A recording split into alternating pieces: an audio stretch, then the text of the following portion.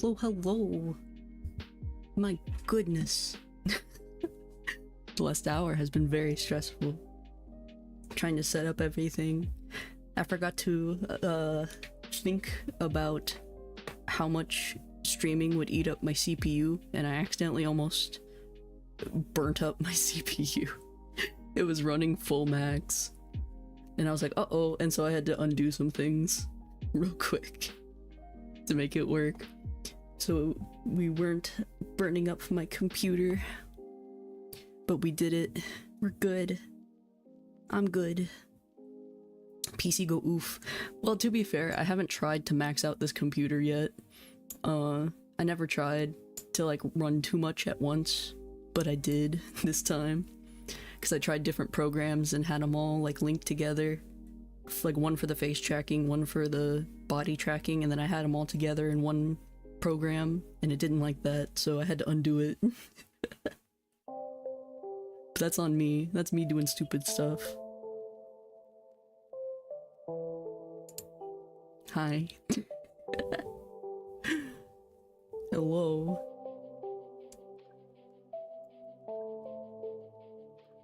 I'm really zoomed in. But yeah, I had to undo some things. But hello. That's the wrong hand. There we go. Default tracking's so stupid looking. Look at my pinky. All broken. But here we are. Full-bodied. I originally had a bunch of other programs running, like I had one program that was doing all the face tracking, and then I had another program that was doing all the body tracking, and then I had them all in here. So two different programs running and then networking into this program. And my CPU was screaming for relief, and so I let it. Even now it's still running at like 80%, but that's better than 100. But yes. I'm full-bodied. It sucks though because the face tracking and the hand tracking was like looking so good, but my computer started screaming when I started pre-testing the stream, so I had to let it go. It's the first time I've felt my computer get hot. I don't usually run things that are very intense. My computer's hot.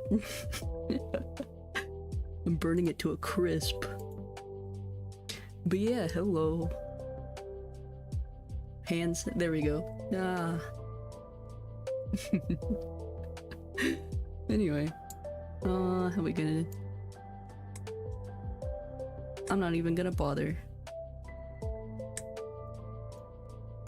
PC, I'm tired, boss. I tried, boss. It really did. I'm crooked. And I'm floating off the ground. There we go. Why am I crooked?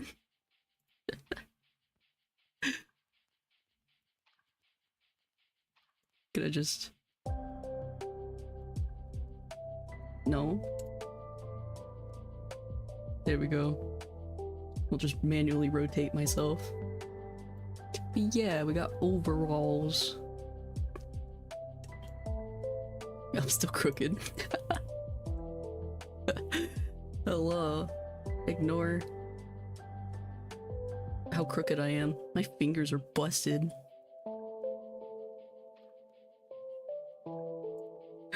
But yeah, we got full body once more. Not really full body, it's half body this time. Mainly because I couldn't get it to work. My computer couldn't take it.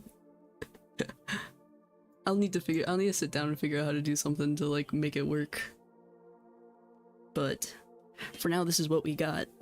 I feel like I gotta like sit back a little bit so you can see the hand tracking a little better.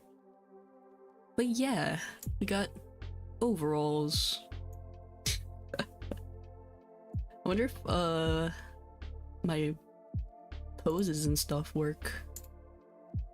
Let's see. I suppose so. Why are the hands not doing what they need to be doing?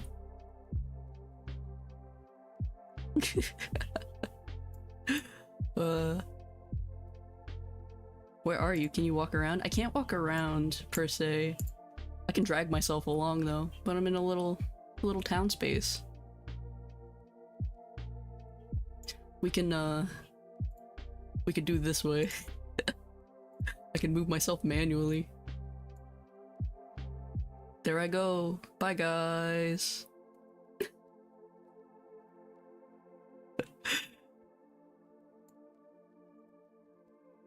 Also nice fit, thank you. There I go.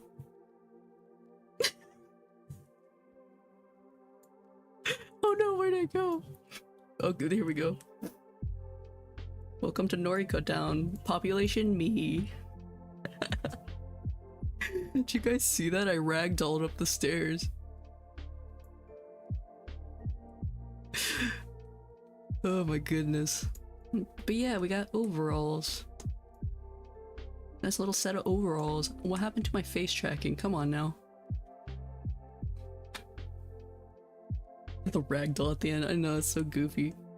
Ooh, I want to test something. Let me... First off, let me fix the hand thing. There we go. And then let's...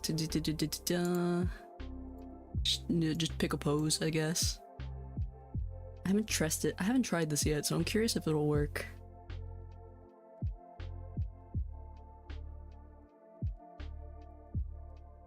I want to try something. I want to see if this works. Because if this works, that means you guys can do it. Huh? Is it gonna work? No? Oh man. Wonder if I can manually do it.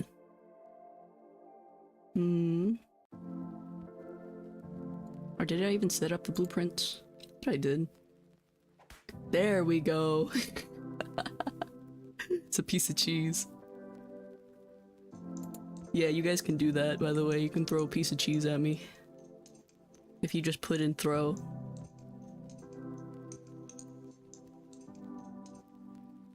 Where is it? There it is. There's a delay. It's interesting.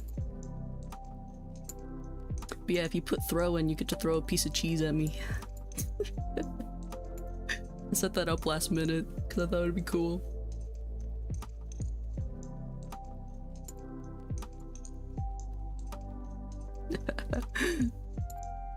It's fun stuff.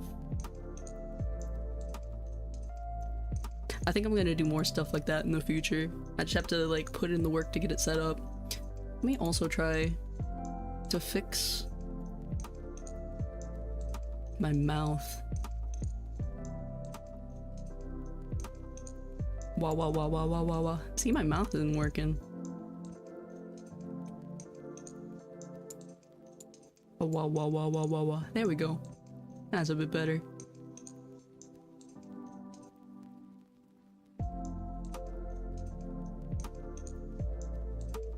But yeah. I always like messing around in Wardo. It's just fun to do, honestly.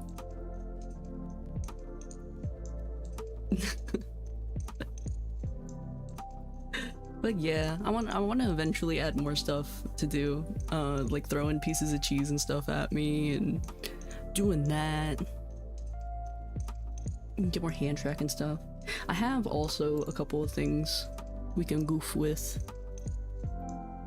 I want to see first if I can set up the mouth tracking a little better.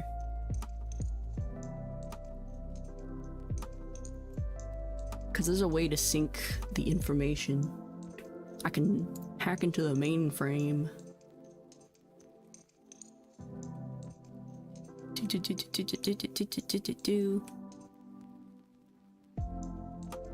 I don't think so. Alright. Fine.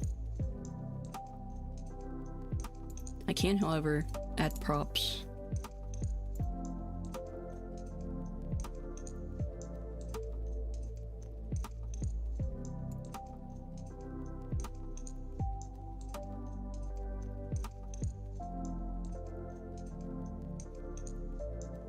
There we go.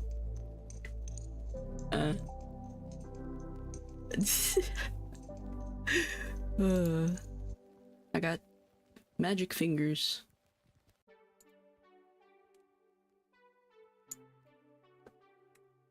Here we go. Let me just...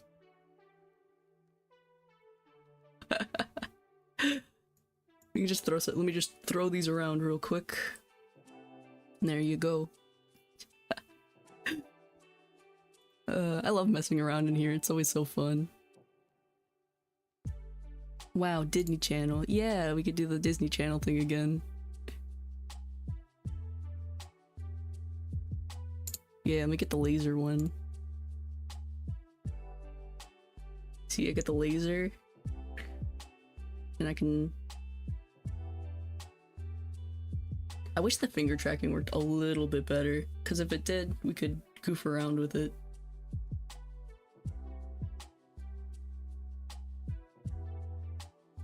Keeps clipping through my mic. I keep catching my mic. Welcome to Disney Channel. Let me put it on my left hand, actually.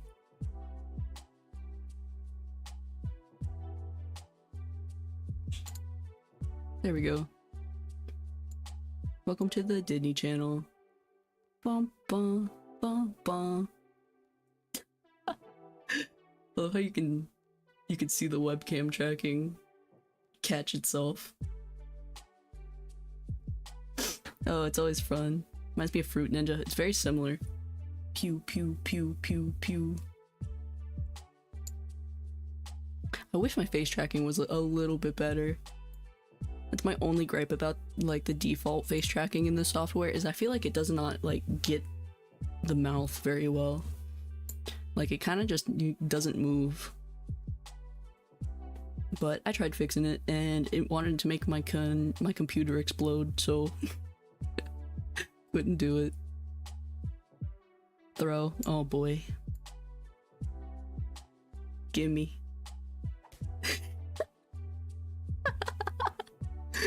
Oh, I love that it's just a piece of cheese. But yeah, you can put exclamation point uppercase T throw, and you can throw a piece of cheese at me. Because I set it up last minute. But yeah, feel free to throw cheese at me. I can also set it up where you can throw other things, but I only did cheese because I didn't want to do like all the everything that I have prop wise. I got more props though. Let me see. Let me see. What do I got? What do I got?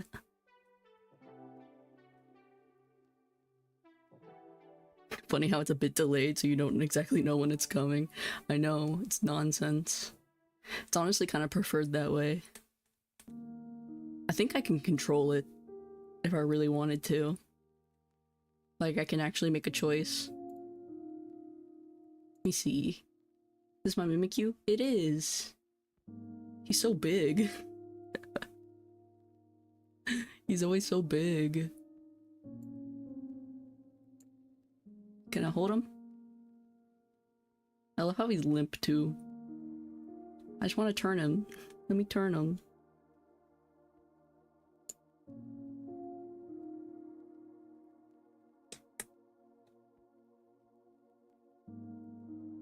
Rotate him this way. And then... I like rotated him the wrong way. But there he is.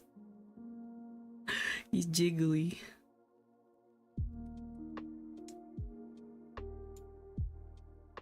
Will this way fix it? No, he's backwards. There we go.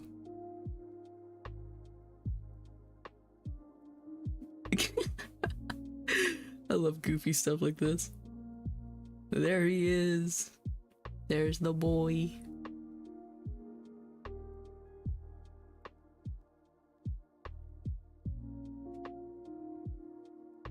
Wait, so if I type throw a bunch, will they all come at once or will be thrown at random? I actually don't know if you like put in multiple in the same time. Like if you put throw like 3 times, I don't know if it does or not. I never got to test this.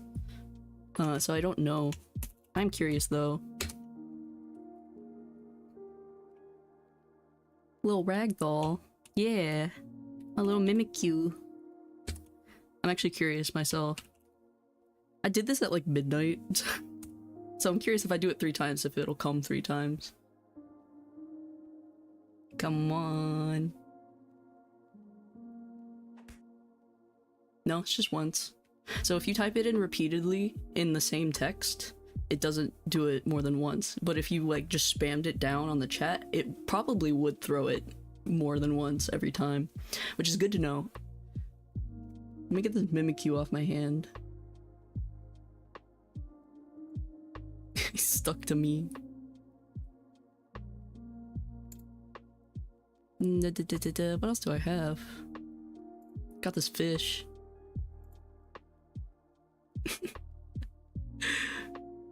I got a fish. It's stuck to my finger. Let me get it stuck off my finger and put it in my hand.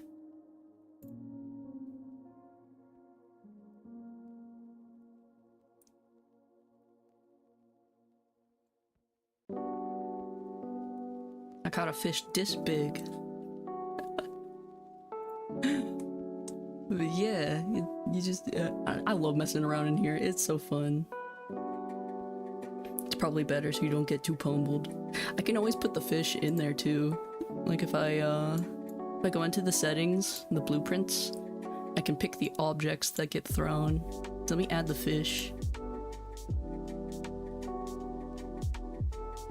I can add the fish and you can throw the fish at me. It'll be the same command. It'll just be random. Like it'll be a random choice whether it's cheese. Like I can...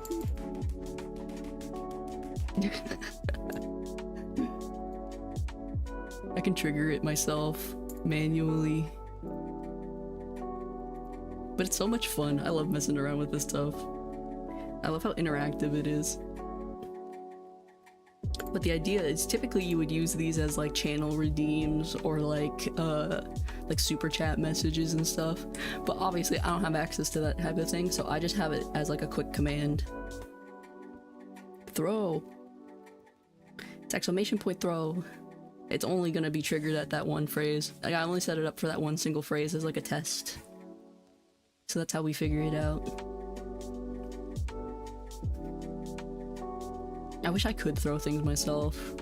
There's also a lot of stuff that I can add, like pies and like food and stuff, to be throwable. I wish my mouth would just like actually track. That's what's getting me right now.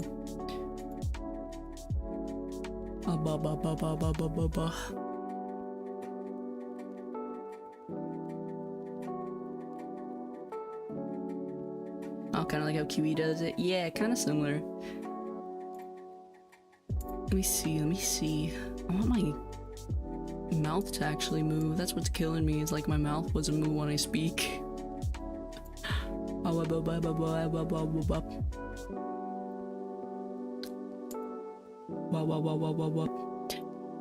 remember how to link it to the mic. There's a way you can link the mouth movement to the audio.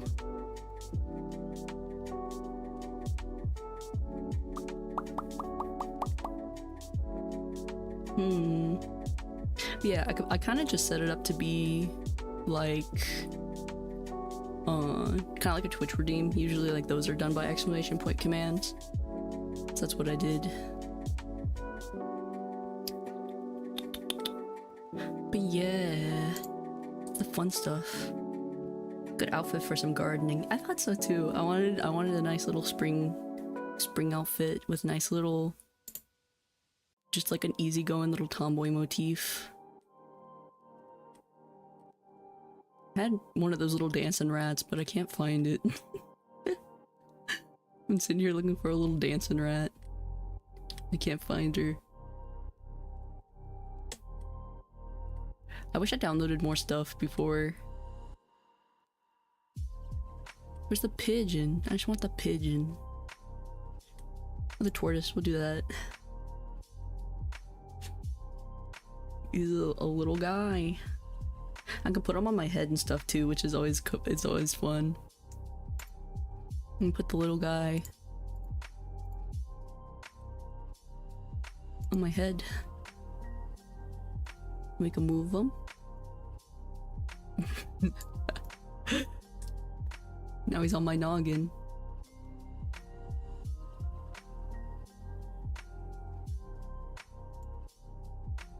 Yeah, I like the outfit in general. I like nice little pair of shorts, little overalls. I did the little, the off-the-shoulder thing. I'm just wearing my chucks. I'm floating in the air. I'm just wearing my shoes. I got a band-aid. That's about it. This is a very simple outfit, to be honest. I just wanted something that like wasn't so baggy. Do a little something simple, easy. And I can, this is a very neutral outfit too, so I can keep this for a while. Crazy? I was crazy once. They locked me in a room, a rubber room with rats, and the rats made me crazy. Crazy? I was crazy once. I could keep going with that forever. There's a rat in here. I know there is. Where's the rat? I got a mole. He's close enough. But I had a little dancing rat and I can't find him. No, it's a chipmunk. I can put the chipmunk on my head. I prefer this. There we go. Let me make them scaled right.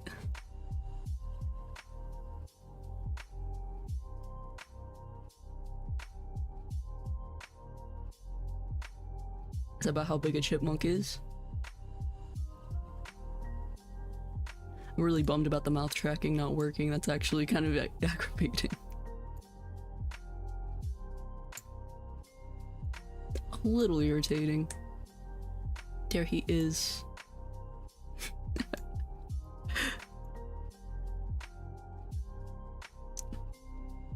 Crazy? I was crazy once.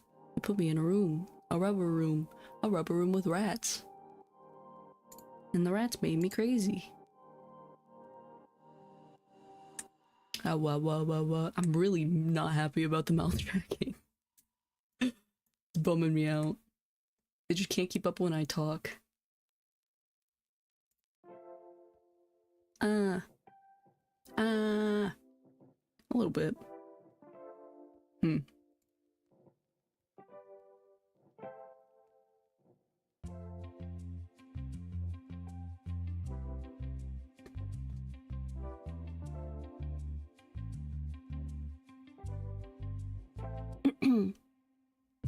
But yeah, it's just fun stuff. I love messing around in here. It's always so much fun, and I'm just like absolutely ignoring all the poses I can do too. I got like dances and all sorts of whatnot.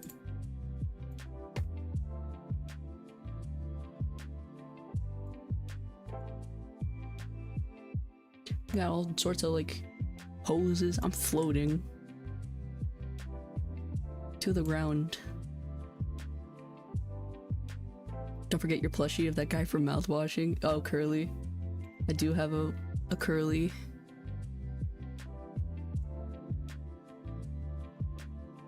He's in here. Where is he?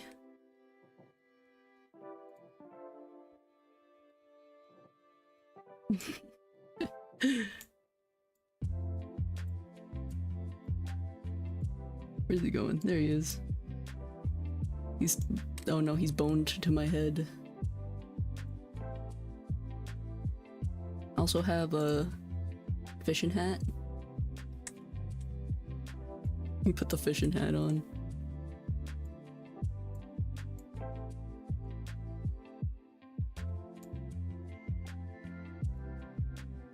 It's crooked. Honestly, I kind of like it better on crooked.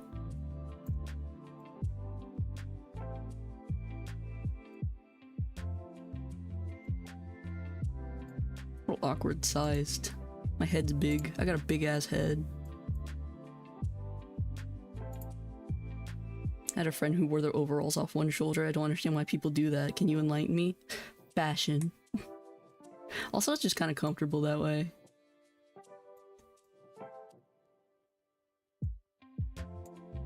I always thought it was comfortable.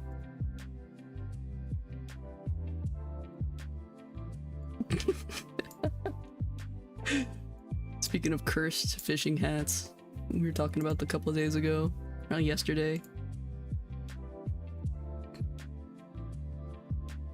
I'm fighting with my life to put this hat on.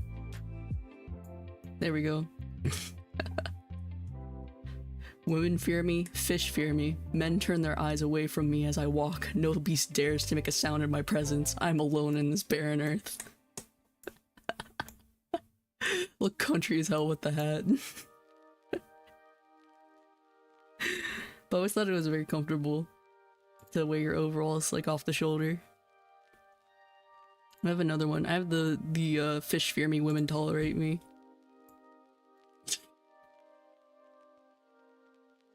Look backwater as hell. I'm really landing on the tomboy vibes right now. Yeah. I look like I would hit up women at the gas station. I would harass women. And also my slouch posture doesn't help with that.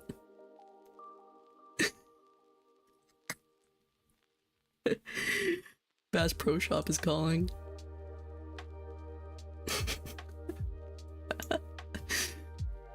This is such a good pose. Go on down to the... We're gonna go on down to the fishing hole. Gonna catch me a bass.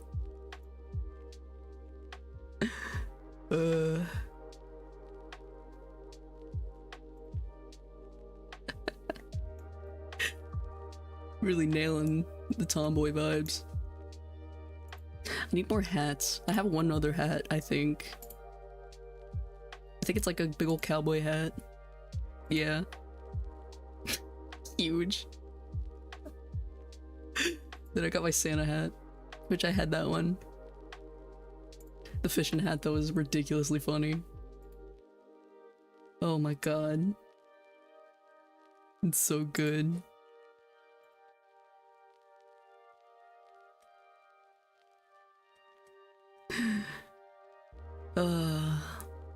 I love when this shit works.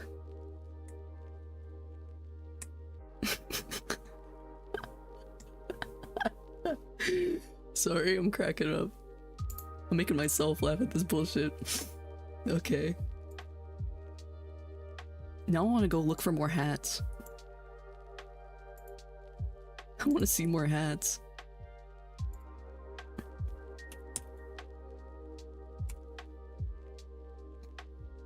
Get a little chef hat.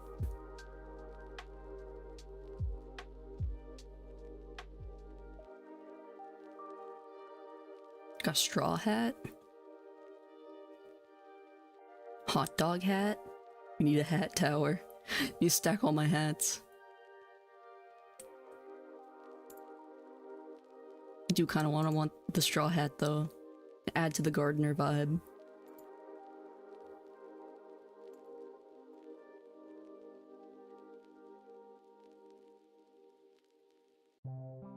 There we go. Why is it so big? Everything's ginormous.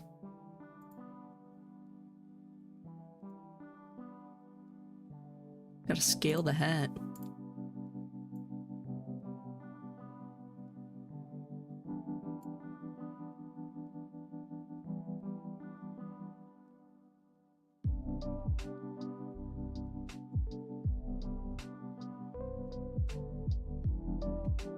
One Piece.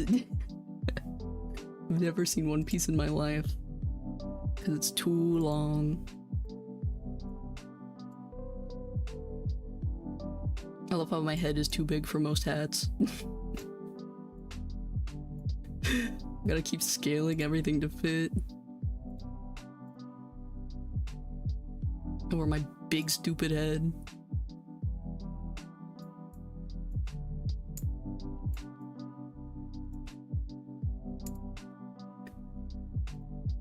I thought Luffy's hat was, is red, isn't it? In One Piece? I don't know. I've never consumed an episode of One Piece in my life.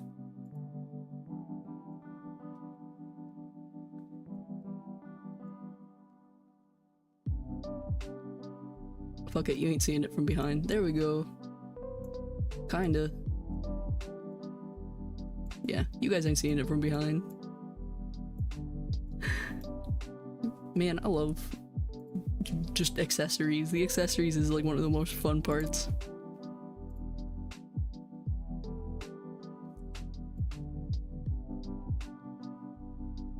Hat. The singer. Monkey J. Luffy. I'm gonna become the next Hokage. I actually don't know what any of Luffy's lines are in One Piece either.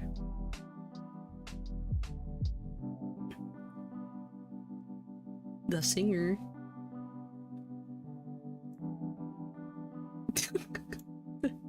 Hat looks so dumb from behind. I wish I could export the hat and just keep it on all the time. Fix my hair. Singer. Is there a singer named Luffy? My stupid hair.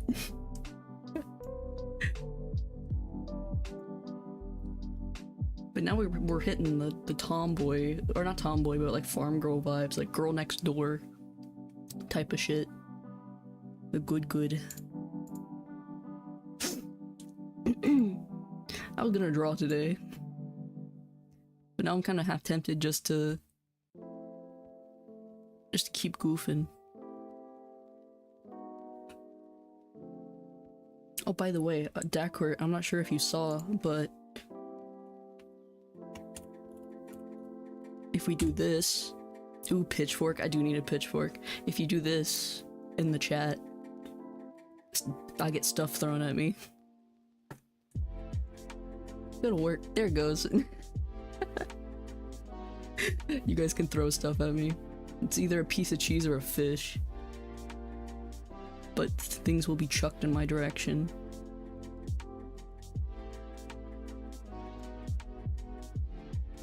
I want to know what the delay is though. I think it's like 5 seconds. It feels like it. I saw it, just felt rude. I don't care. I put it in there for funsies. It's not like you're actually hitting me. I'm alive and well.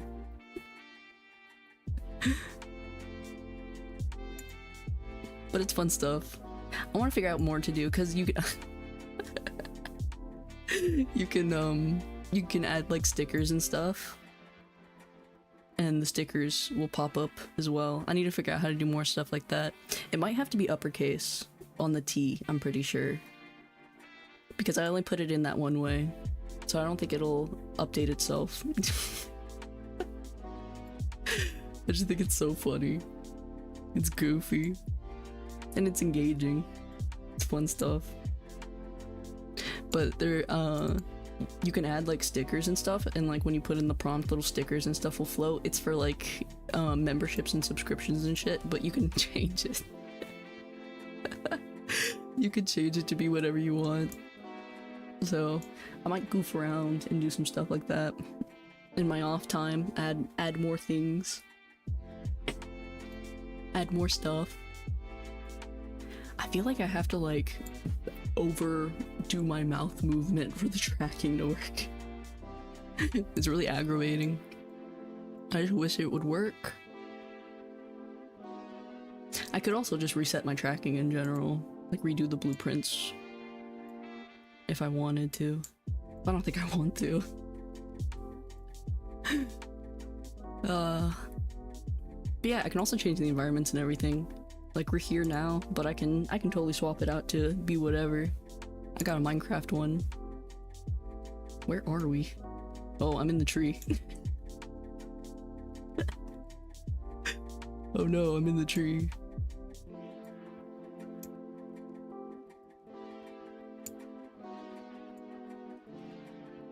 There, now we're farming.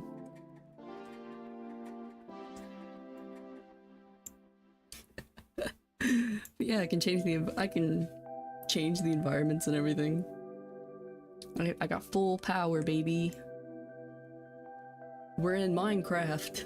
Come on, both hands. Minecraft.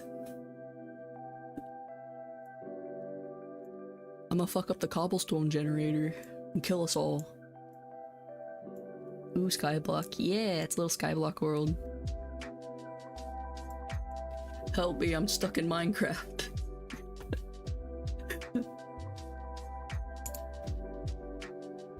Yeah, there's a bunch of really cool little worlds out here.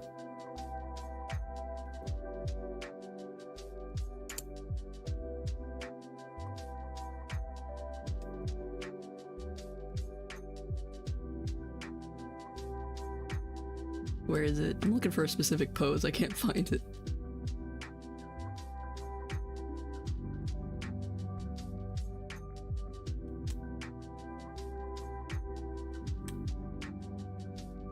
Where?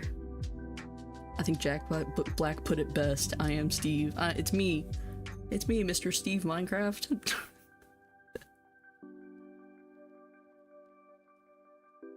Mr. Minecraft himself. Where is that pose? I cannot find it.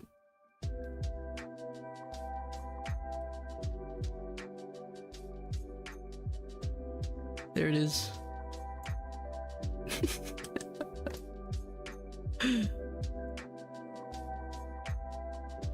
There we go. Just the tree.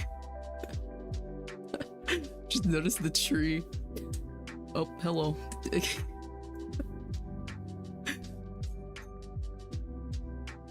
We got a nice beautiful day together in Minecraft. Oh, the motion. I can like actually put myself down. Cool. Paint her like one of those French girls pose. Yeah, we're chilling. We're chilling in Minecraft. I love goofy shit like this. This is good. Oh no, my bones. This one's also not too great. I love how I break into the ground. Get up, ma'am. Oh my god. I could like fold myself down like a chair. Ooh, wow, you cast a shadow. Yeah, I do. I have a whole shadow.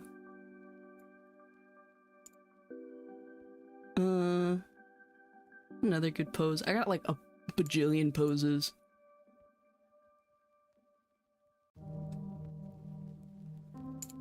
Like the Yamcha death pose.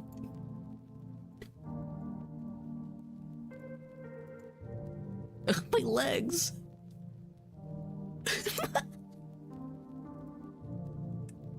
Look at my fucking legs.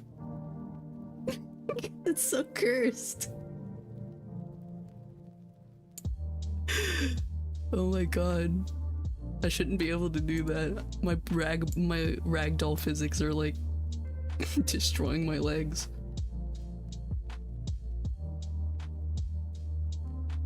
Oh, my bones. Ugh, I keep scrolling down really far and I get all the sussy ones. Oh, this is a jump pose. That's why I'm floating in the air. I also got like this one. I could throw myself into the off the void. Goodbye forever. Ooh, there's a seam. Goodbye forever. Into the void.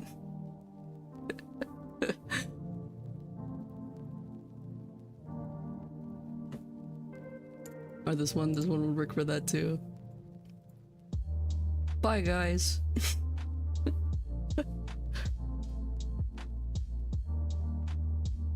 I wonder if I'll ragdoll if I hit the water. Why is it a solid object? It's like that one video of the Russian guy jumping into the pool onto the ice. Be a good thumbnail. It would be a good thumbnail. Just splat.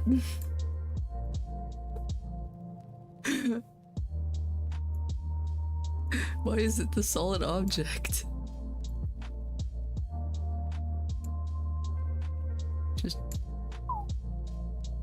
Wish I had my slide whistle with me.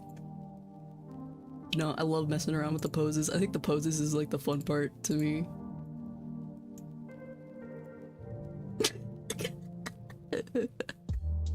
I can't get over the ragdoll, man. Oh my god, my neck. Man, if I ever do play Minecraft. Oh, I love the ragdoll, it's so funny.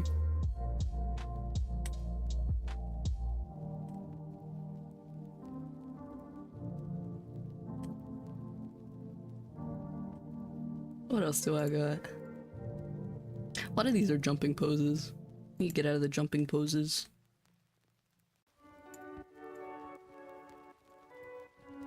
I love my legs breaking. I become like a pile of goo.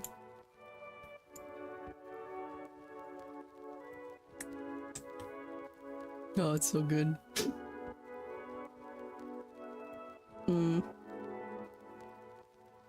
Trying to get up to the normal shit. I gotta go through like a bunch of really sus ones to get into the normal ones.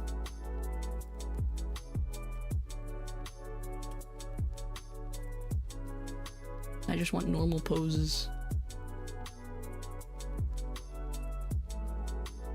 We can also just sit on the ground, I guess. See, this is nice. We can just sit on the ground like this.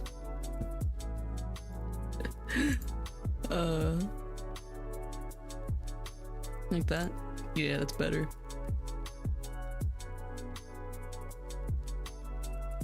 I appreciate that at least like the ragdoll effects work. I don't just clip straight into the ground. Alright.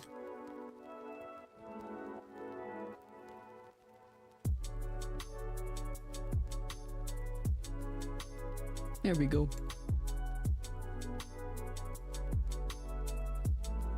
Alright. How am I gonna do this?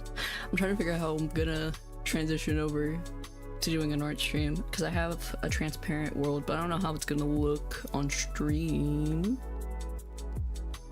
So let me throw up the BRB real quick. Throw up the BRB, and then I can just watch them real quick. I'm not sure how it'll look.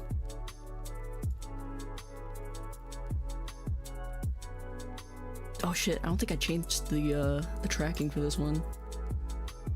I did not. Uh-oh. I'm gonna have to redo it real quick. Take no time.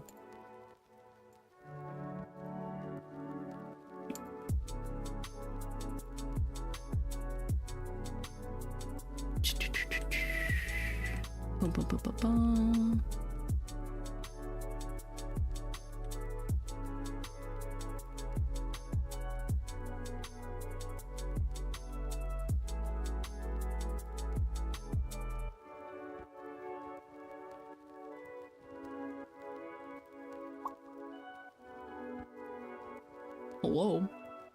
Okay. Alright, things are working. They're working.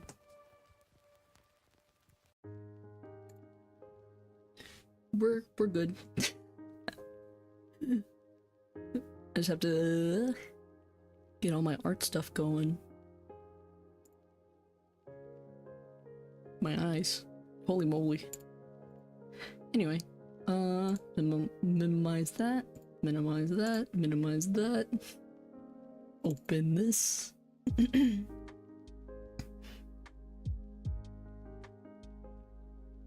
so chaotic.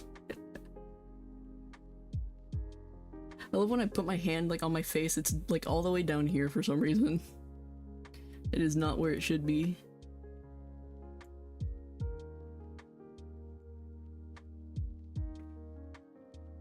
Click on this, click on that. Put OBS up here. There's so much open right now.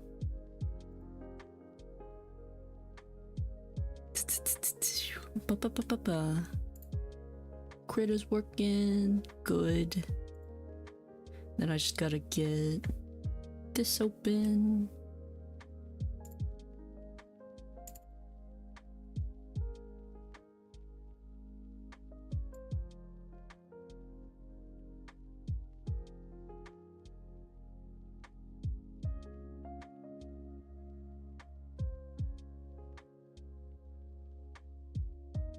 I got a bajillion tabs open.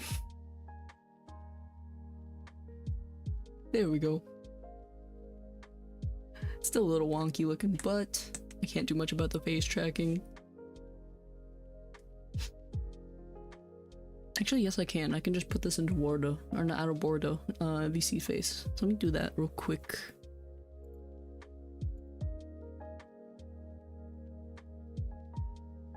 We're just gonna disappear.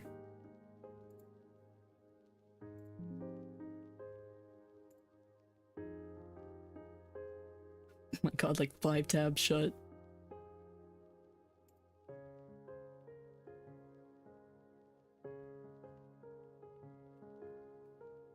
T-pose to assert dominance, right? Yep. Totally. Absolutely done for dominance. What you drawing? I'm drawing Calliope Mori. She just recently had a concert and she had like a new outfit for the concert. And it looked real good. Which one is it? Is it this one? Yeah. There we go.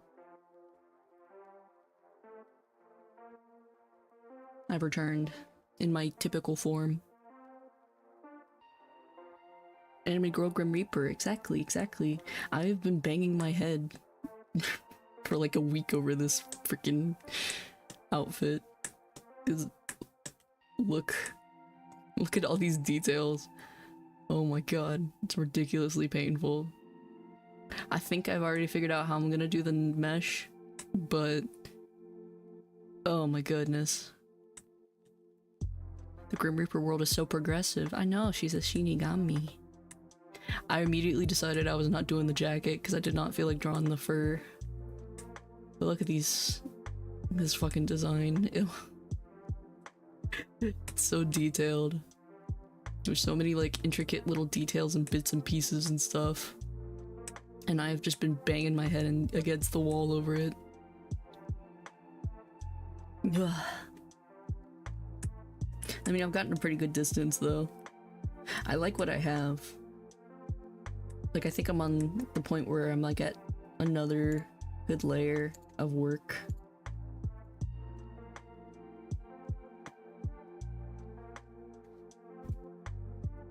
Which is why I threw this in for that, because I can't really fill more than like a half hour with stuff in Wardo. So I needed to do something about that.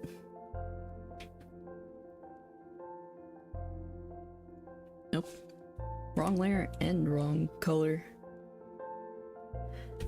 I should step back first, see what I got. Because I pretty much have like the whole outfit done. I'm like stuck here, like on the neck piece bit, because there's so much detail in this. And like down here on this piece on her chest that I've just been fighting tooth and nail to do. Mainly because I think I got the angle wrong on it. Or like there's something like her neck or torso is not long enough. And so I've been like beating myself over the head about it. There's like something up.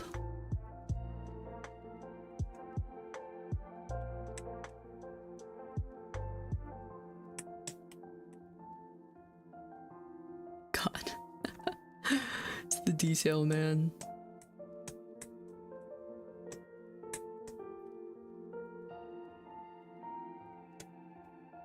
I feel like I need to like move this.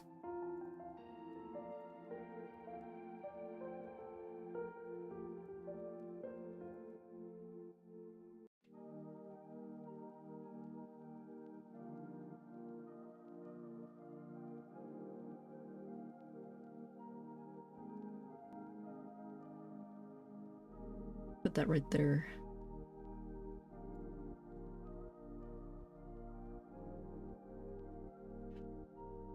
But yeah, I've been struggling so hard with this for no reason. It's just like way harder than a design than I thought. People in anime be like, normal Grim Reaper? No. Anime Grim Reaper? Yes. Exactly. Wouldn't you want to be taken away from this thing? Also, I need to turn off my stabilizer. I put it on for some reason.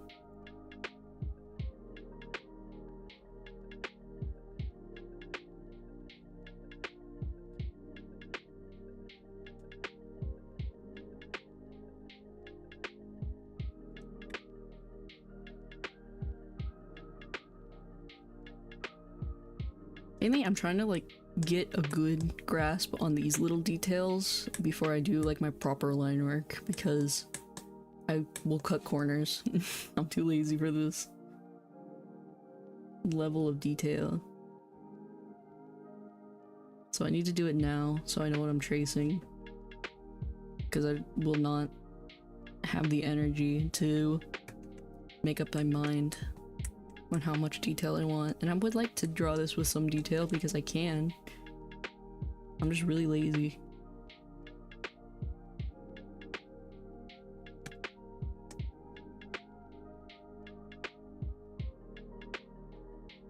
I have a bad habit of cutting corners when it comes to drawing.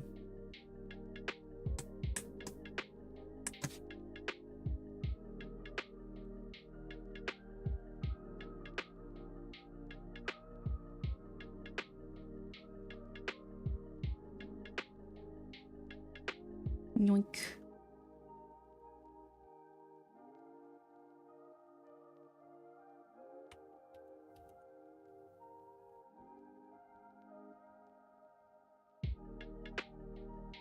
The drums and the music remind me of Zelda cooking sounds for some reason. I have no idea. You can cook in Zelda games? Actually, yeah, you can. Never mind. I feel dumb for that. You can cook in like the newer ones, which I always thought was really neat. I think that's a fun mechanic in games. They let you cook. Like, I just have to like make the general shape of this for now because I can't do details just yet.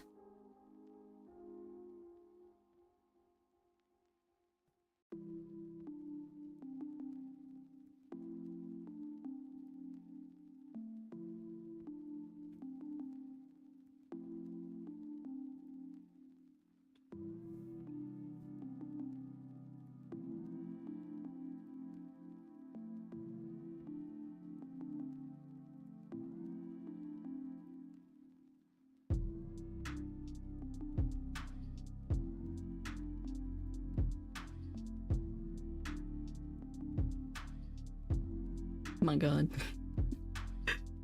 Details are like my least favorite part. I hate drawing detail. But I wanted to challenge myself this time. I was like, you know what? We always cut corners, but this design is so good. We should put the energy into it to do it properly. And now I regret it because I've been working on this for a week.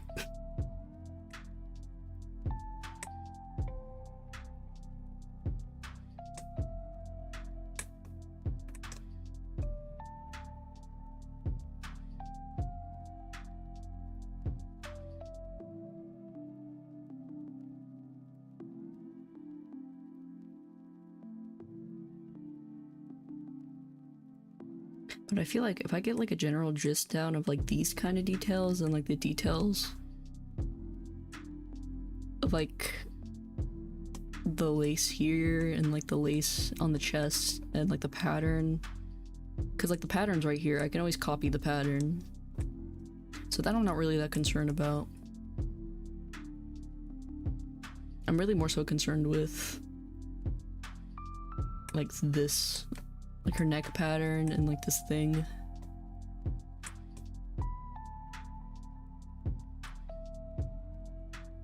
And like this chest piece. Because that's where all the focus is, you know?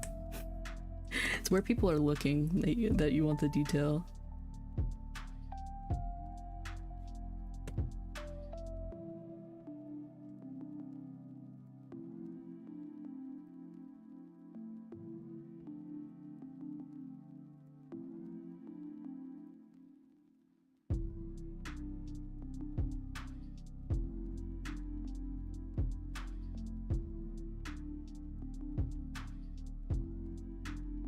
looking respectively. Yeah, exactly.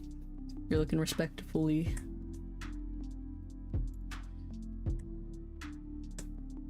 Like I've been staring at this image like this the whole time. I've just been like so zoomed in trying to get these like details. It's such a pain. I feel like I need to put this like as close as possible. Put them side by side.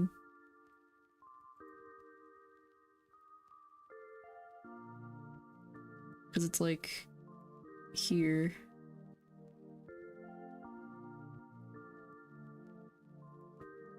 Like I can't trust the lines. I gotta wing it, which is like so hard.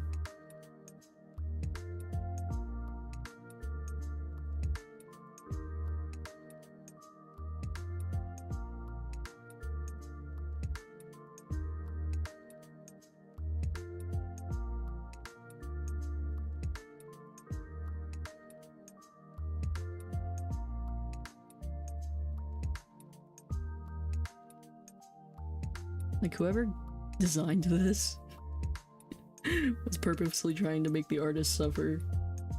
All these fan artists. Because I've seen some really good ones though recently, as people have been drawing this design that she had for her concert. Because like the outfit itself is really cool, but like, oh my god. The detail.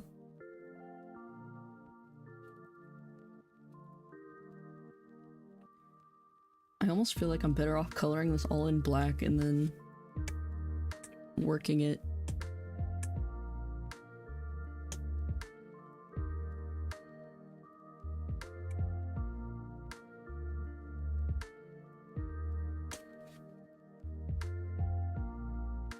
Yeah, I'm kind of tempted to do that. I feel like reversing the process would be a little easier.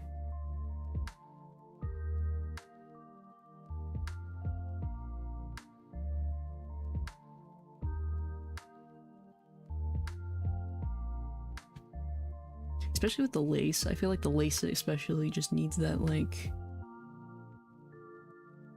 reverse rather than trying to draw it, just erase it into place.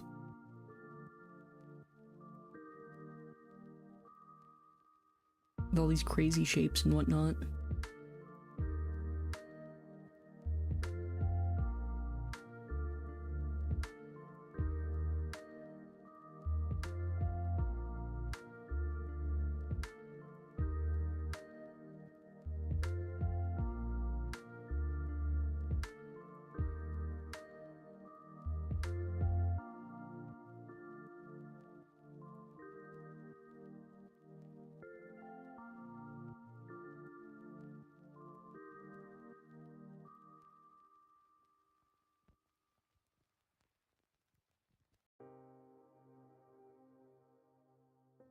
Hmm.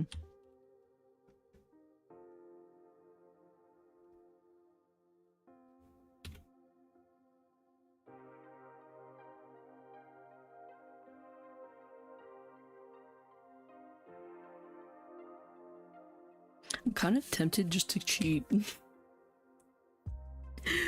I'm getting to the point where I want to cut corners because I've just been working on this for so long.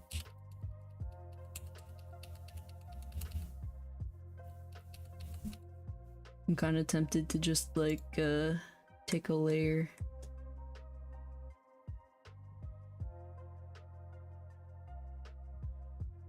Cause I think I can copy. Oh, it's empty. I think I can just take this layer.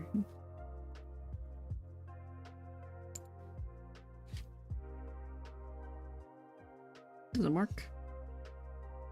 No. Dang. I gotta actually bring this in.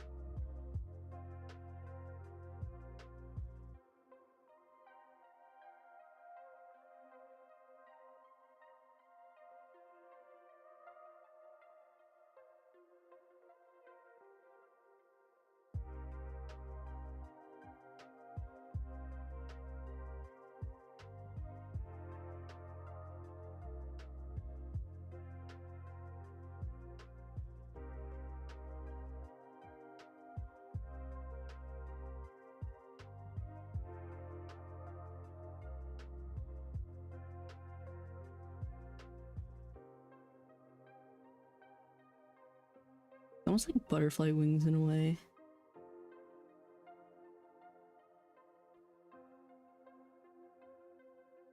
There we go. I can at least work with this.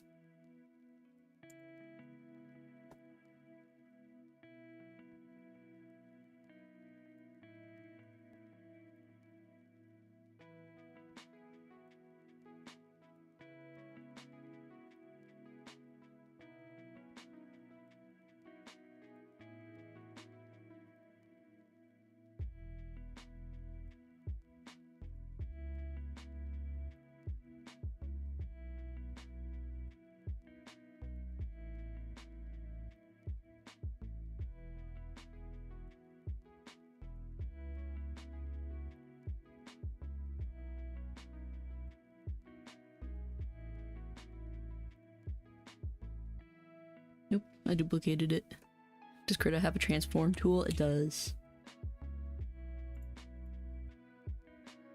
You can't see it because of the way I have the capture. Can't see any of the setting stuff.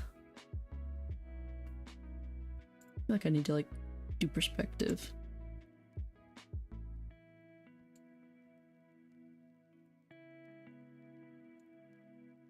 But Krita is actually pretty good. I would put Krita on the same terms as like probably like a paid software, but it's entirely free and it's all open, like open source stuff, which I find to be very helpful.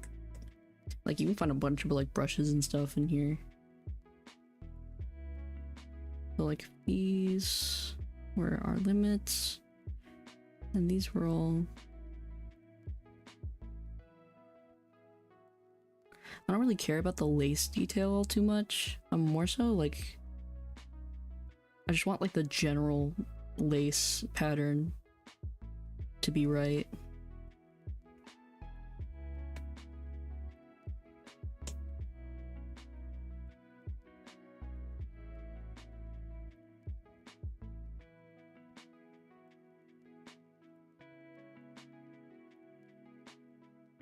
I feel like if I do it now, it'll be easier for me to copy it.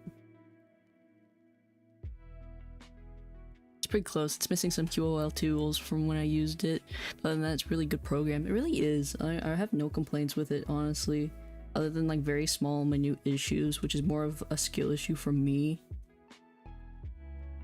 than it is the software itself.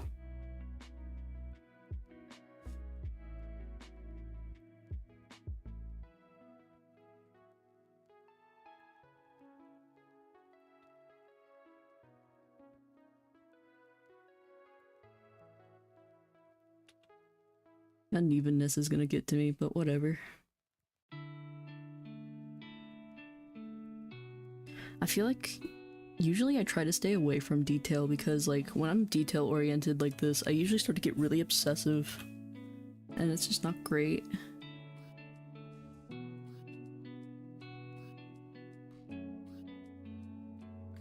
But it's good work for me to just be able to snap into it. I feel like I gotta get used to doing detail more, because I plan on cheating when it comes to the lace bits. Like I have like half-tone brushes down here, like actual half-tones, and I'm gonna get like 2 of them and stack them so it puts the half-tone and then cuts the circles out. I've already experimented with it and it works, which is good. I just need to figure out how I'm gonna do it.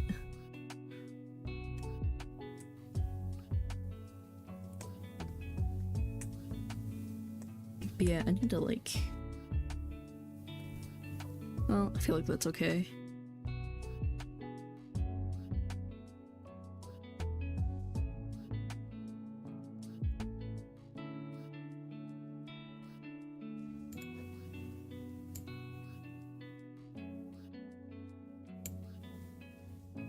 Center that, and we can erase some of this.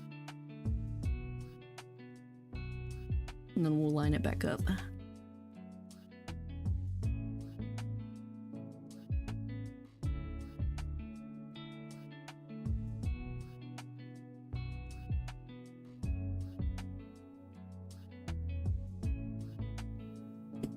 if possible, I'd recommend sailing the seven seas for a certain Adobe program.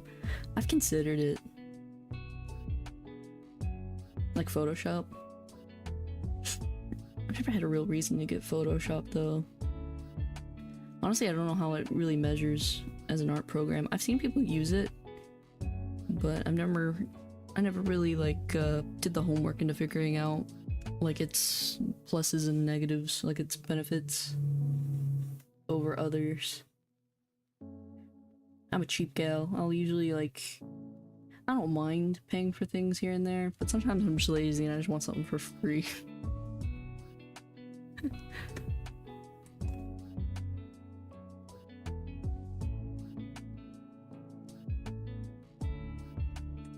There we go. I don't mind that at all. That's actually pretty good. I'm content with that.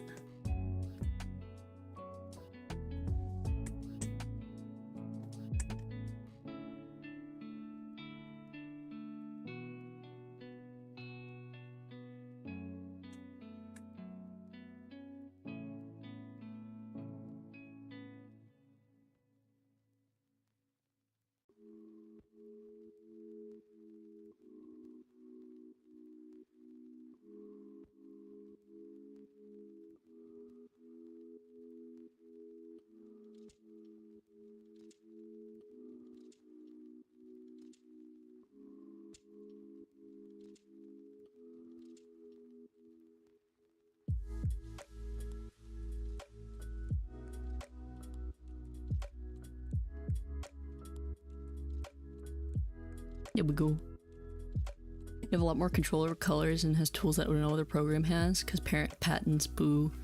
The workflow is very similar to other paid programs. See, I've always seen things in like Clip Studio I really like. I think Clip Studio is the one that has like the 3D models that you can use for references and stuff, and I really like that feature. I've been just cheaply getting around it by using myself the pose reference, but I also have to make the poses, which is not too great. One thing I don't like is how they handle brushes. I've only recently gotten into custom brushes and stuff. I'm very new to digital art in general. Like, I'm more of a traditional painter, which is why I've never been really focused on detail, because you kind of can't get too much detail on a small canvas, for example. But like with art, with digital, you can just zoom in continuously. And I had a really bad problem at first of like being a little too obsessive, but I've slowly weaned. Did I hit a button or something? Was my face stuck?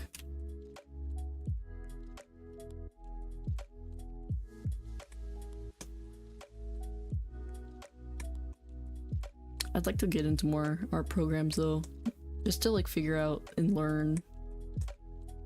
I think I'm gonna leave those details for when I'm painting, but I wanted to make sure I got her head pieces right, because I kind of did them in the right shape, but I didn't really focus on the feathers or anything.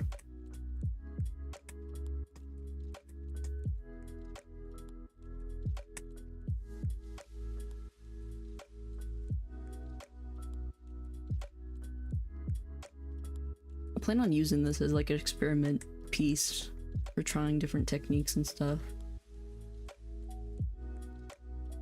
Just like something with more detail and something to like fuss over a little bit more, because I have a bad habit of being quick about my art, which there's nothing wrong with, but I think sometimes for the sake of learning, you gotta backpedal a little bit, slow down, do some different things, learn some new stuff, struggle a bit more. Been cutting corners a bit too much.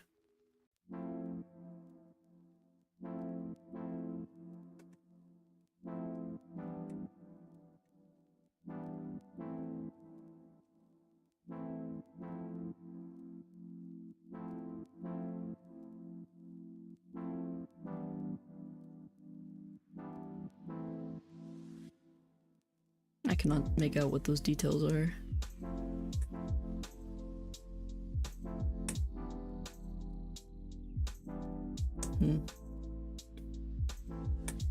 the opposite problem. I'm a perfectionist. I don't know when to stop.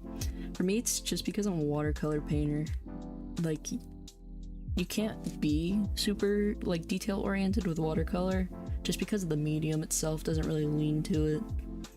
You kind of have less freedom.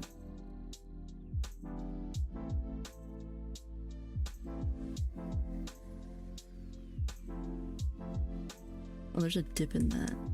Like, right here. So I'm trying to force myself into getting into more detail. I remember one time I spent 9 hours on one eye. Nope, could never. I think the longest I've ever worked on a piece was about 2 weeks, and it was because I did everything in multiple stages.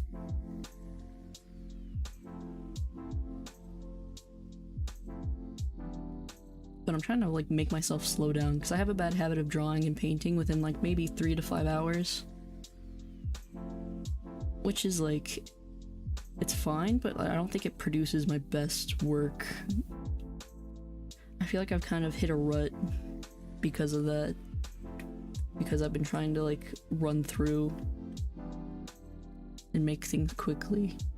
So I've been forcing myself to slow down, and this has been taking me forever because of that. I've just been slowing my roll.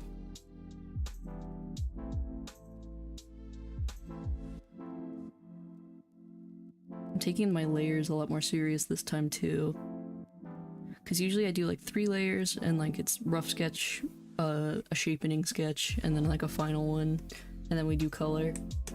But I've been trying to lean back into doing more and more layers, like slowly building and like finding the shapes and stuff rather than cut corners.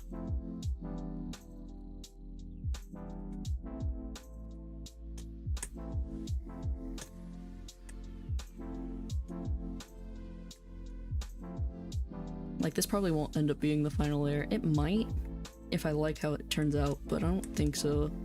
I think there'll be like 1 or 2 more layers before I finalize my line art.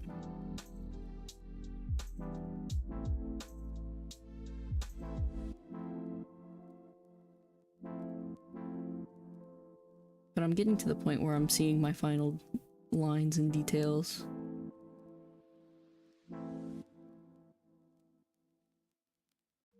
I don't know. I've been just doing like, I've been looking at other people and how they draw and their techniques. I don't like how I did that.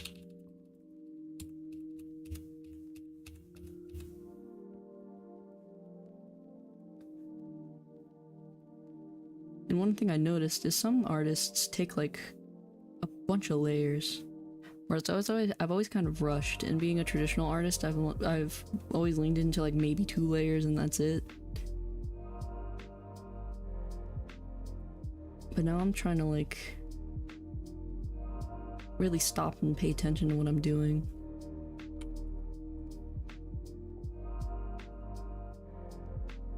Poggers. Hello, Dog Digger.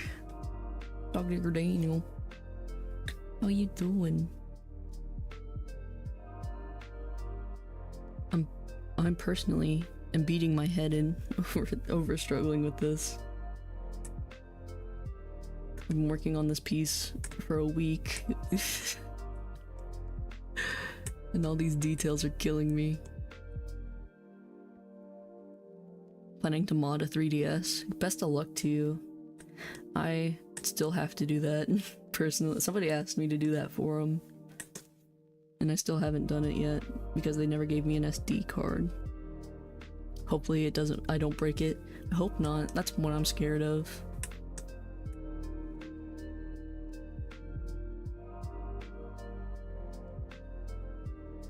I was terrified of doing that with my Wii, especially when I letter bombed it.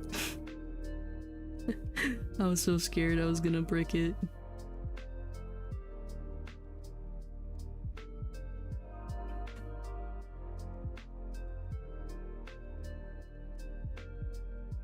Especially though with the 3DS, because like the way you have to do it, it's kind of scary.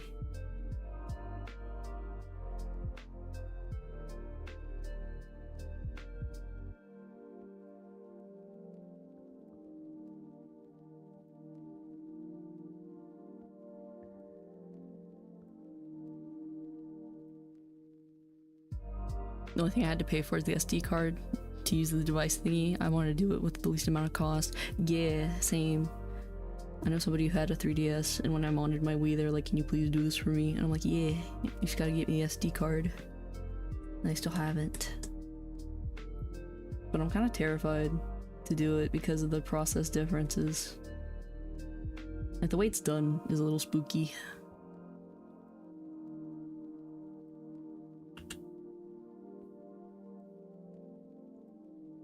No, it feels a little scarier than a letter bomb. Because at least with like the letter bomb, I backed up my BIOS beforehand. I don't know how to do that on the 3DS.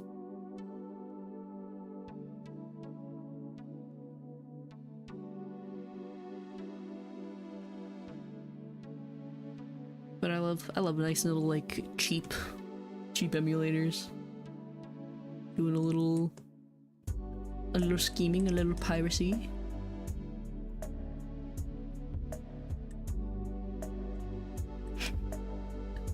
One thing I have noticed though is we talk about piracy a lot on this channel.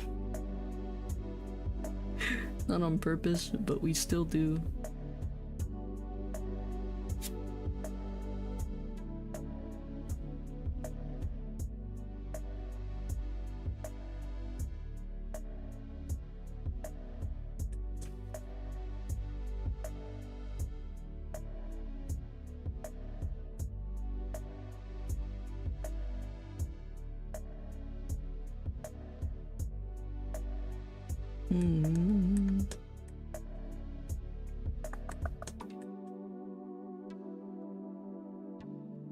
Let me try something real quick.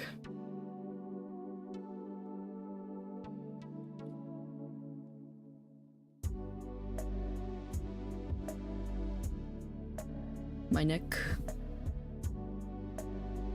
That's your motto of the consoles. It's just if I break them, I'm cooked.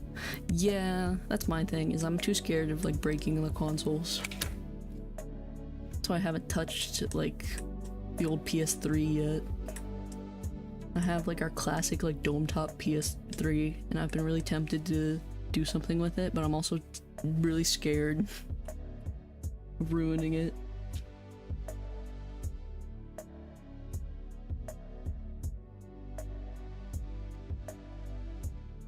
I don't want to turn that thing into a brick.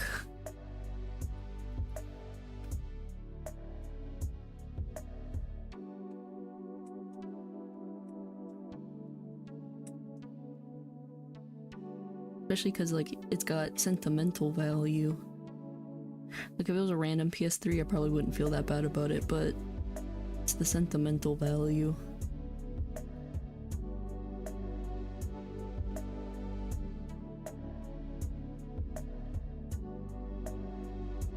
I didn't care about modding the Wii because it's not my original Wii. I bought it specifically for that job. Because I just wanted it for that. And retro games. Because it's honestly a really good, like, Nintendo emulator in general. Like, it's really good at just handling basically everything up to the Wii.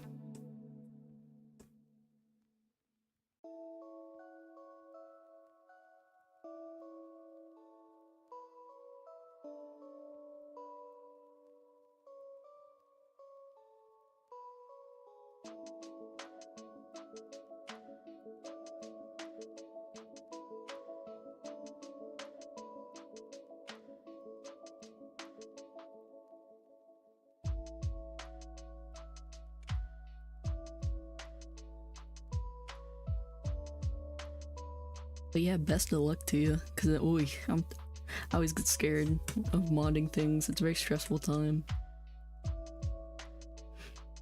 I'm definitely, it's like always me, like, sitting there modding it, and then I'm like, got like 5 links open where I'm like reading multiple forums and multiple like YouTube videos just to make sure I'm doing everything right.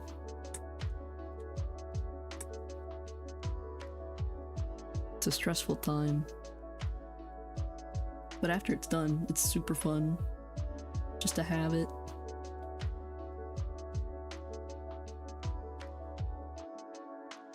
Even my dad was like, hey, you should mod like a console for your grandfather so he can play all his classic games. Because my grandpa has like a Game Boy Advanced, and the poor thing is like breaking at the hinges.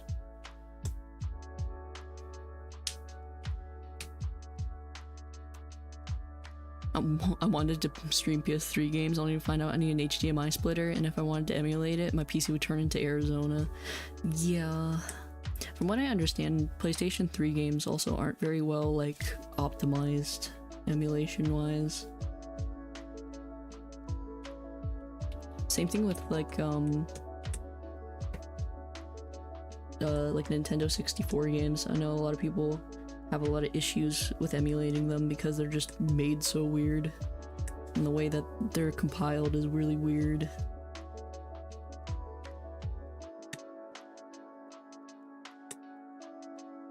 Which is why Mario 64 runs really strange depending on how it's being ran. I remember because I tried having Mario 64 and like Conker's Bad Fur Day and stuff on my Wii, and that shit just does not run very well. It just doesn't like it.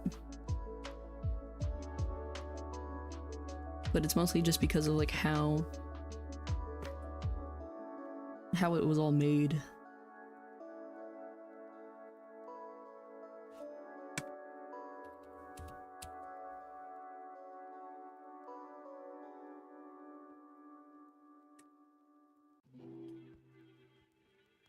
I don't know. I've never really focused that hard on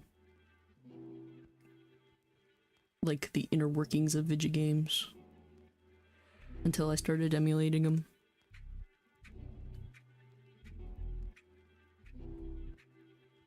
That's why I'm buying a whole other 3DS for $100. It's a neat Zelda, and it'd be a shame if I bricked it. That would suck. Back up your BIOS. That's all I gotta say. I don't know how the BIOS are backed up for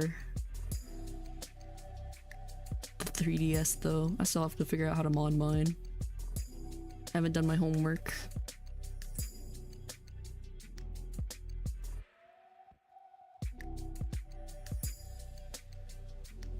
I mean, I kind of did, but not enough. Not enough to comfortably do it. Like, I know how it's done, but I don't know how, like, how to comfortably do it. Like, if you asked me how to letter bomb a Wii, I could tell you for sure how to do it. Because I studied so hard for that process. But I haven't bothered learning for the DS's yet. I kind of want a, I want to get one of those, like, little, like, mini PlayStations that they made, like, the little retro, like, mini consoles that they were selling a couple years ago. I want one of those just to mod it, because you can break into them pretty easily and then put your own games in them. I always thought that would be cool. It's a good option for like PlayStation.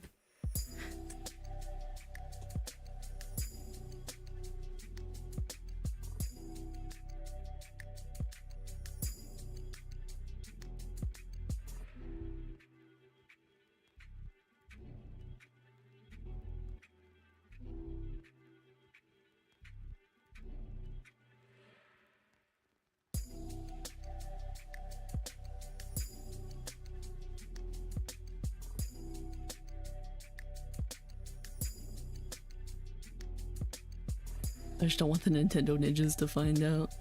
Yeah, I mean, you should be okay. I'm pretty sure most of the DS stuff's offline by now anyhow.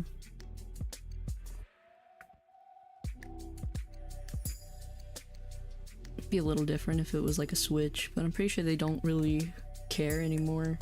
Like, I think the DS shops and everything are offline these days.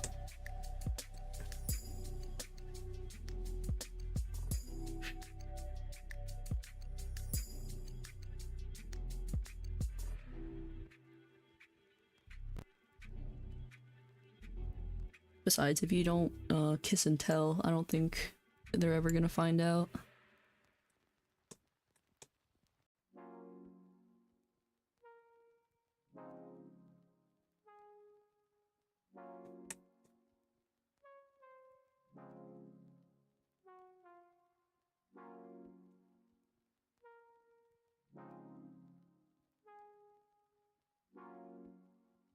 I am for one waiting for the day Nintendo sends me their cease and desist.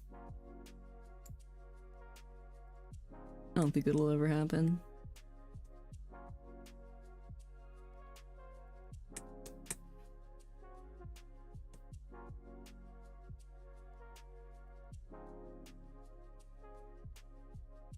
Funny how pirating old games is illegal, yet a ton of people do it. How else are we supposed to play good old games without selling limbs? I know, right? Have you seen the price of like a single GameCube game these days? For that little baby disc?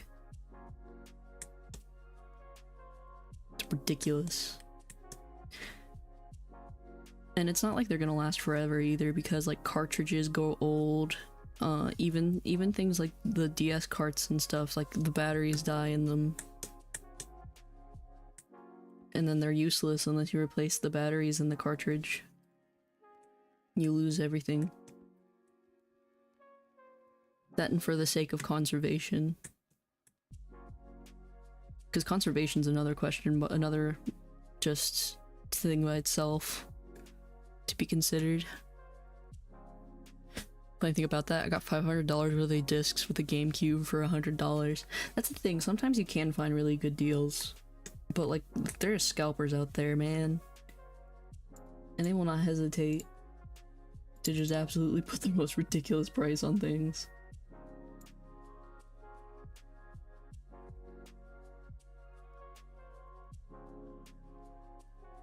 Like, I've been wanting...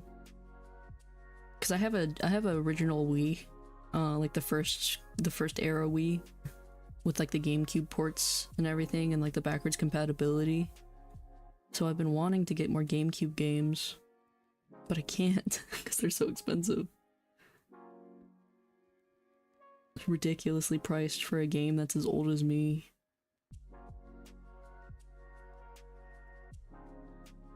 But I would like to, like that's the shitty part. Like I would never have to like resort to other methods if I could just have it. Without having to like sell an arm for a game that's 20-some years old.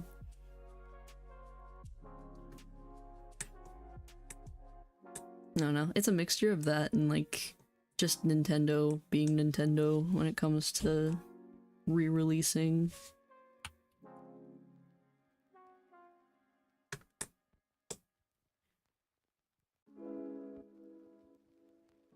Like, you have like the Nintendo Store thing on like the Switch that lets you play old games, but you know, they don't have like a full library. It's not everything. It's not their full collection. It's not worth it, and it's really expensive.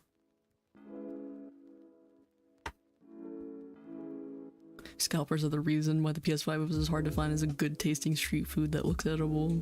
Weird comparison. Exactly, like people are ridiculous about buying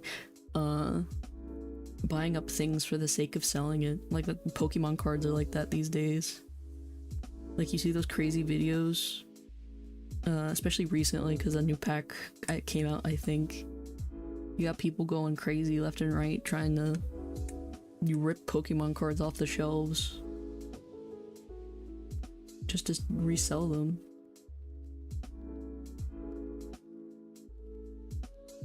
And I just can't get behind it.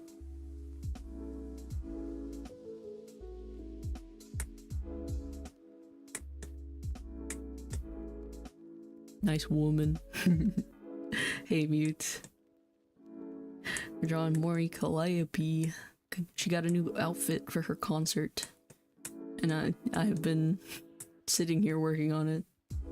You just came in at a point where I was working on a specific portion of it. Also, new outfit.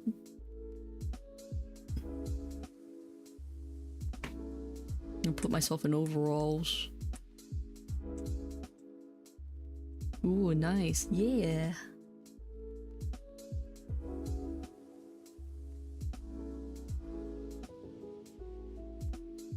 But now we're talking about Pokemon card scalpers. And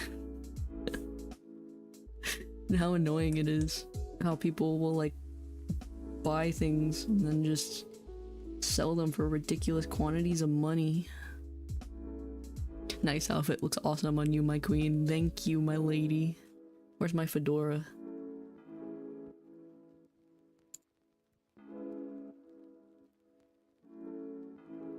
So tiny.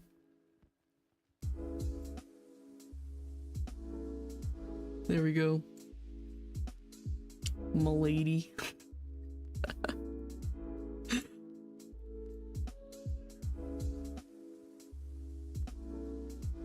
Did you even see that? I didn't even check stream to see if that was on there. There we go. Like a tiny little hat.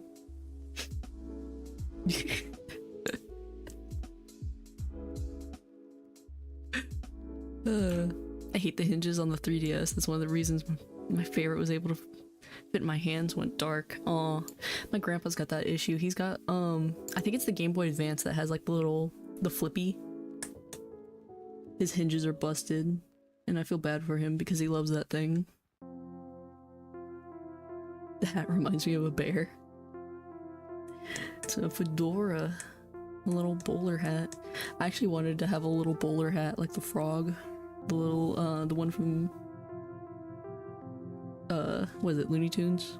Hello my lady, hello my honey, hello my ragtime gal. Wanted to have that hat, a little bowler hat, but I couldn't find one. I like nabbed that off the internet real quick during a stream, I think. It's just been my fedora.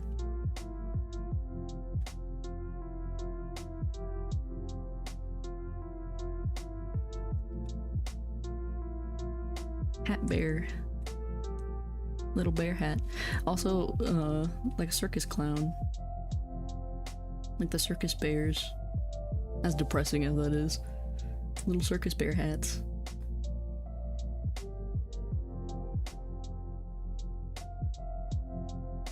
Oh, what? What did I do? That's all sorts of wrong.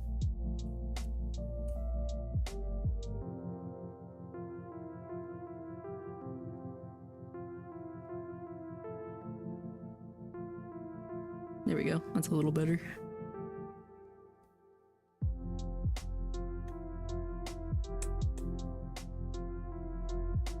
Horror. I watched the Friday movie recently. It's really good. I know nothing about Five Nights at Freddy's. I remember when the first game came out and I was like, that's neat, and then I never followed anything else about the game. And it just became like a cultural zeitgeist, and I just kind of stood back and watched it happen without knowing anything. I don't know, I never liked mascot horror that much. Like the Poppy's Playtimes and all the other ones. Never was into those. I like more, I don't know, cryptid horrors. Like I like SCPs and stuff. And cryptids.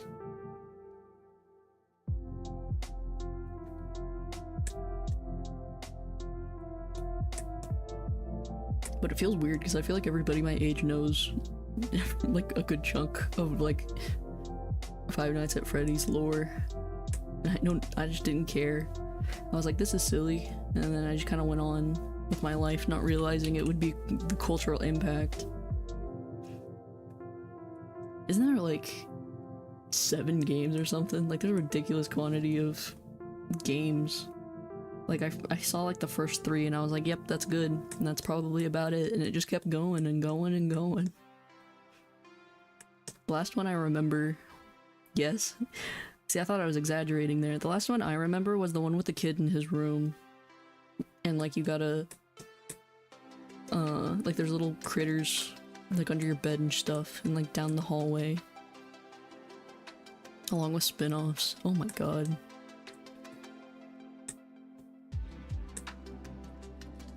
See, I just know about the bite, what is it, the bite of 82 or whatever, 87.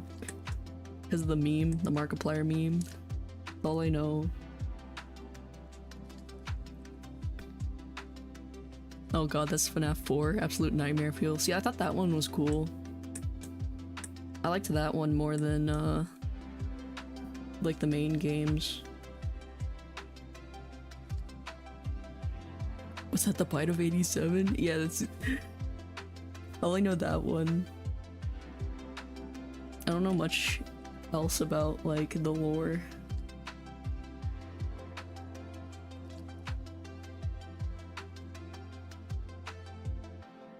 Oh god. Keep bumping my hand.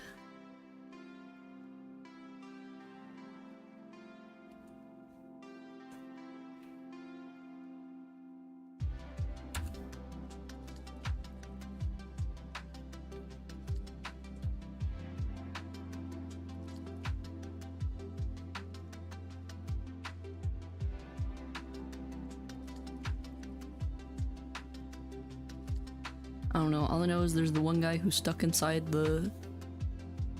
Well, the true horror comes from the FNAF tapes. See, I don't know nothing. Like, I remember very little about it.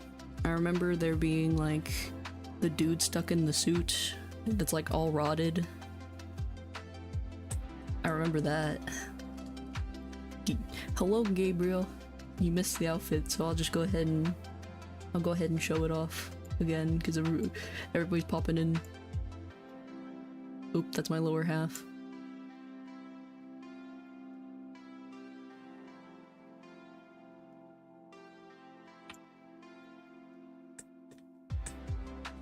We got overalls.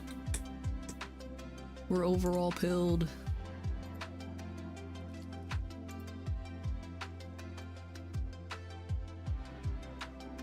Yeah. She's so fresh with the Converse. Yeah, yeah. I love the Chucks. I even have a band-aid on. Got a little bandage on my knee to amplify the tomboyness.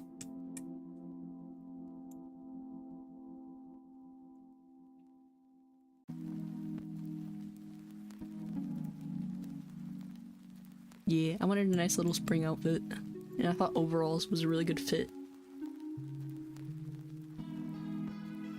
Oh boy, are you in for some shit that doesn't make sense. FNAF tapes are basically fan animations that are very unnerving. The guy is William Afton, the man behind the slaughter. Yeah, I knew that much. Like, there's a guy who's, like, responsible for most of it. And, like, from what I understand, like, the animatronics are, like, possessed by the ghosts of the children. I think. Unless it's a fan theory thing, I don't know.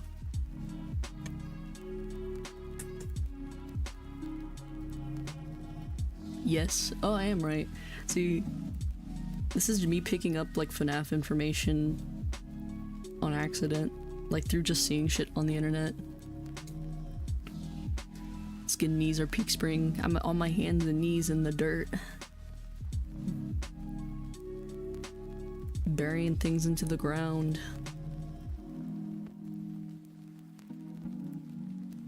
But yeah, most of, like, the information I do know about Five Nights at Freddy's is, like, from TikTok shorts and shit. Because people will be, like, explaining FNAF lore in 30 seconds. William Afton, murder children, trap in suit, ghosts.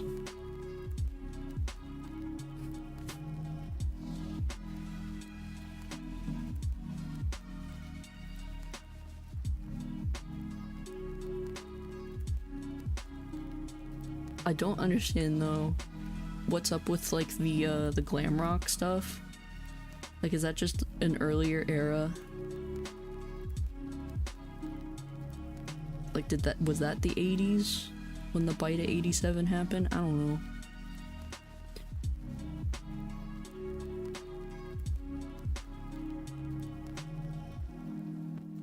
Also, I remember, the ballerina character from one of the games. Like, her little mini-boss room. I remember seeing that and thinking that was cool.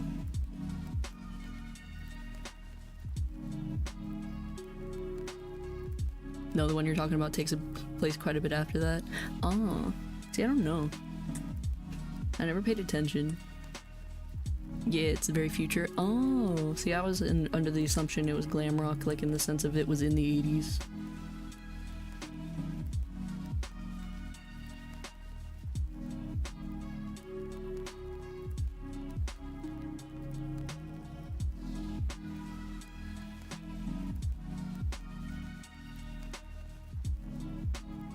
I don't know, the last horror game I remember really caring about lore-wise was the Slenderman stuff.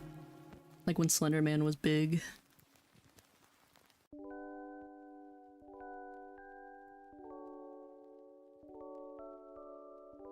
The animatronics are basically hacked, I think. No dead children in that one. Oh. See, that's what gets me, is like I feel like the lore is so flip-floppy. I get so confused. I remember, I cared more about, like, survival horror, like, cryptids and stuff at the time. Like, I was really into SCPs. When Five Nights at Freddy's was big.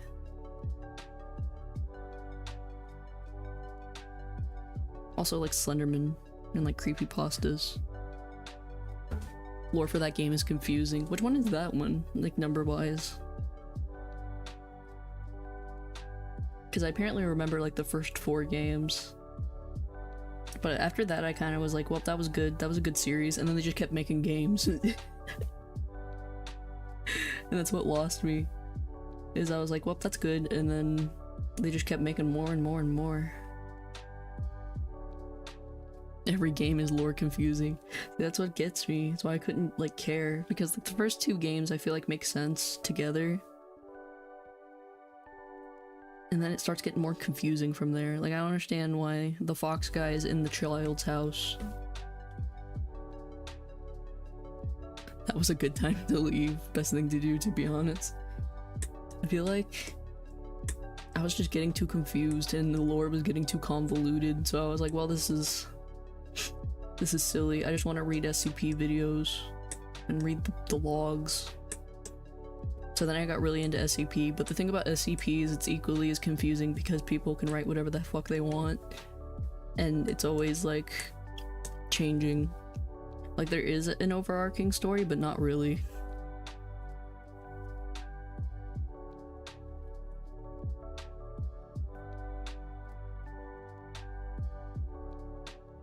There's a lot of what's it called?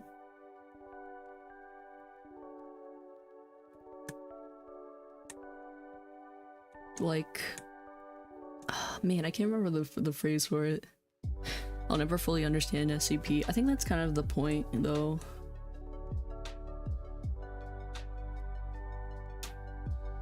Like, the thing with SCP is, like, I feel like it makes sense if you don't look at it from, like, a cohesive perspective, more than just, like, a ghost stories type of perspective.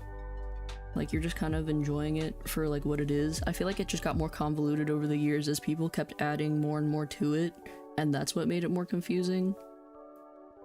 At least for me, that's how I always saw it. Like, the original ones made sense, but then it got all confusing when people started, like, SCP, like, freaking 1085, B, A, C. Like, that's when it gets really confusing to me.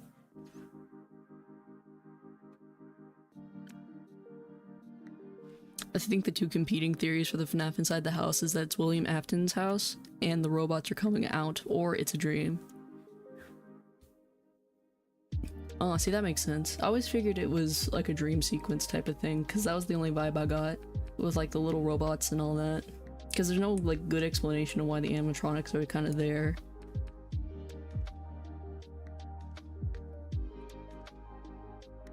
I always figured it was like a kid's nightmare type of thing.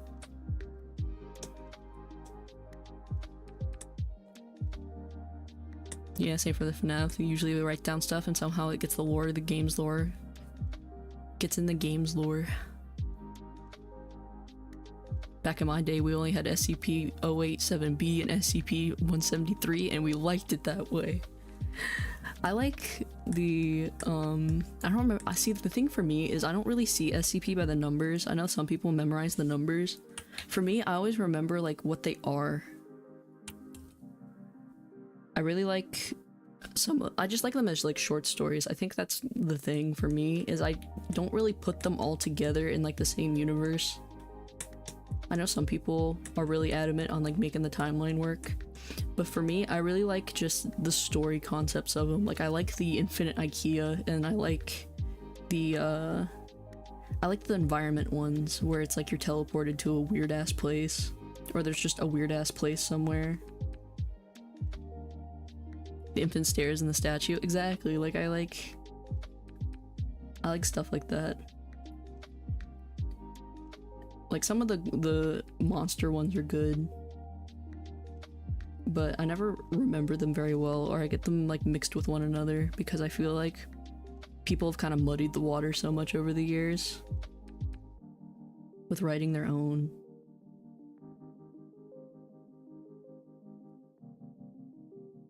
Been revisiting a lot of creepypastas recently too, and realizing how dumb they are. They're like those psychological manga one-shots that only exist to be like a Twilight Zone. Exactly, like I like seeing them as like a Twilight Zone episode. I feel like they're better to be consumed that way, rather than like try to understand like this big old cohesive lore. I feel like they're just better as like one-offs. Like a Twilight Zone episode. That will sometimes tie together if it fits. SCP was so popular a decade ago, and now I don't see people talk much about it. I always liked it. I liked the... I know also people just kind of consume SCP in different ways. Like some people like reading the files like from the wiki, and some people prefer like audio, like people doing audiobooks or explanations. I always liked reading them because I like the format of like having like a document and having like redacted and like all sorts of stuff written on it. It feels like you're reading a secret, and it's really cool that way. Also, I was really into like creepypasta back in like the peak of it. So for me, I always liked reading them more than like having explanations. One Sentence Horror is my favorite. Back in my day, we had creepypastas. Now kids these days have analog horror. It's pretty true though. I remember watching Marble Hornets when it was new, and I thought that was the scariest shit when I was a kid. Marble Hornets is actually kind of really neat still. I looked back on it, and while it's goofy because like now I can tell like it's just like a college kid's project, and like the Slender Man is like just some dude standing in the tree line. When I was a kid, it was like the coolest shit ever to me. I thought it was so spooky and so cool. But it was basically like almost an analog horror.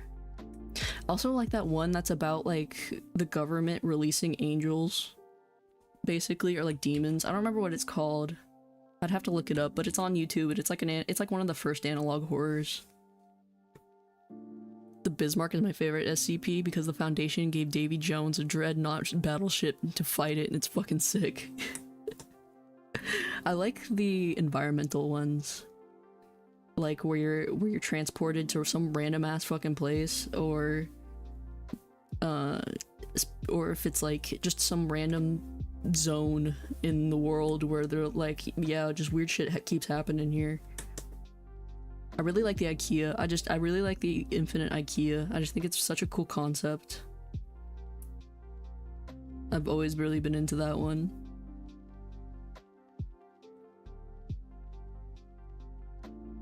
There's a couple other really good ones. I'm just really having a hard time remembering them, 'cause it's been so long, and when you read them, I feel like it's harder to remember them long term comparatively to like people who watch like long form videos about it.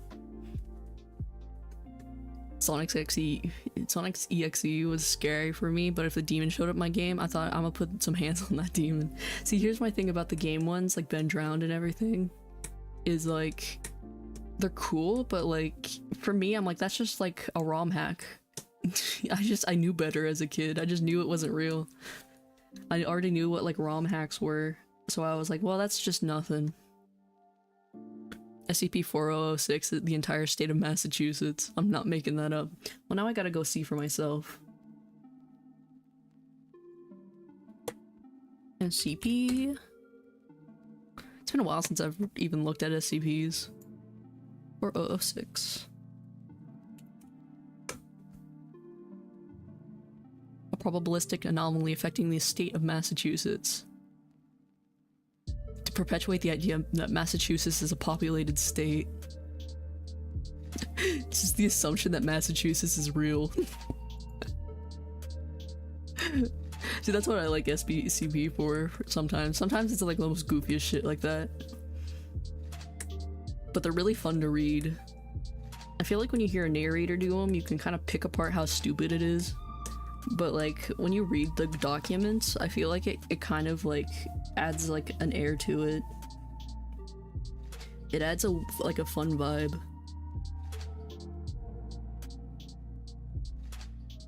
What if those creepypastas were just made today? Would they be scarier or more advanced technologies or nah?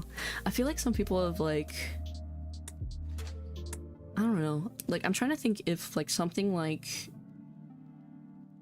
Jeff the Killer would be doable these days. Because I read through it recently. Or no, I didn't read through it. I watched a video of like Wendigoon. He has like a podcast called Creepcast where him and Meat Canyon, the horror animator, they go through and they read like horror stories and stuff from like Reddit and like creepypastas and stuff, and they read through Jeff the Killer, and it made me realize how absolutely stupid that story is. And I feel like the era of creepypastas is just kind of dead. Kids aren't just making horror stories anymore. I feel like the technology of internet creepypastas has slid backwards. Me too. I feel like I really like the before creepypastas there were these things, I don't remember the name of them, but they were basically like accounts. Like people would make Twitter and Facebook accounts of like these creatures or like horror aspects. It would be like a really creepy photoshopped woman or something like that, and they would be like making like normal types of posts, but it would be just really eerie and offsetting and kind of creepy. I'm trying to remember what they're called. They have a name, but they kind of are like the precursor of like modern analog horror, like how it is today. I'm trying to think of what they're called. They have a name. I wish I remembered what the lady was called.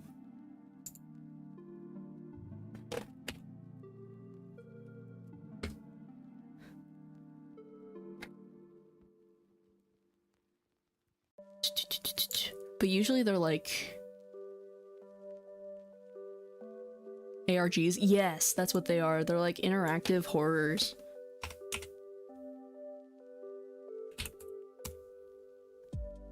Yeah, alternate reality games. Those are super cool. I had like a small obsession with those for a little bit because they're just really neat.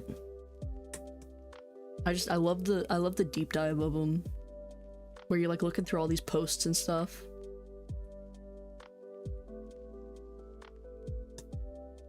Like there's something like oddly human about them, but they're also like really offsetting and creepy.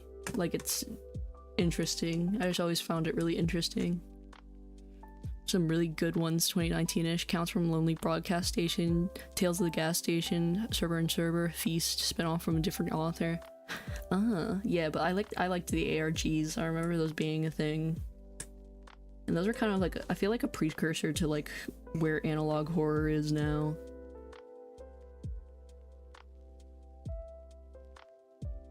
It's just interesting stuff. But I've always been a big fan of horror. I like spooky stuff.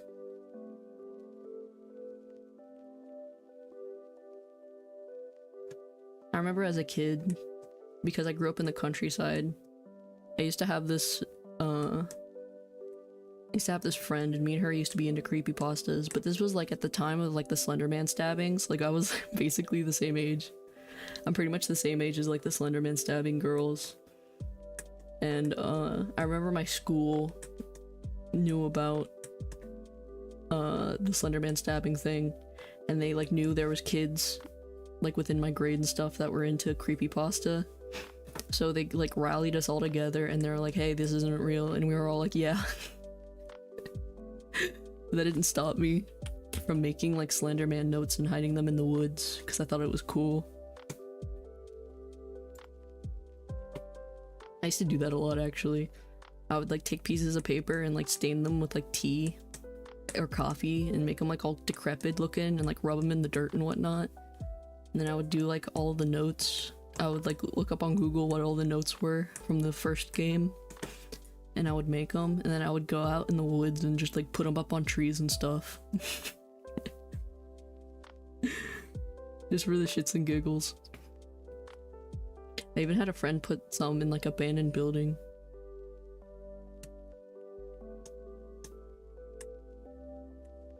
But that was the type of kid I was. I just really liked horror. I thought it was cool.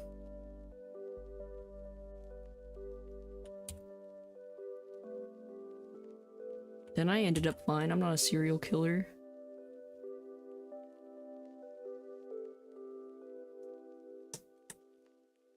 I'm totally normal.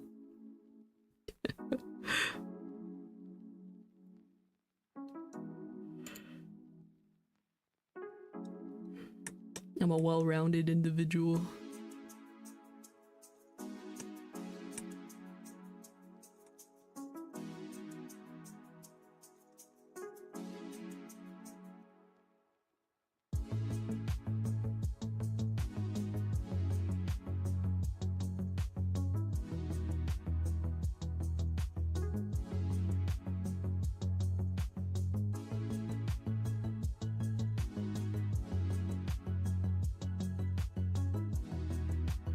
Alright, the lack of comments is making me concerned I am not a normal individual anymore.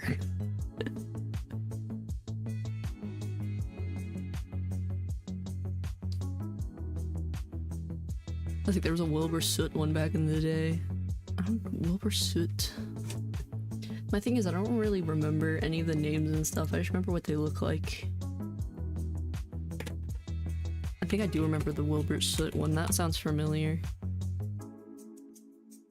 Oh, this guy, yeah.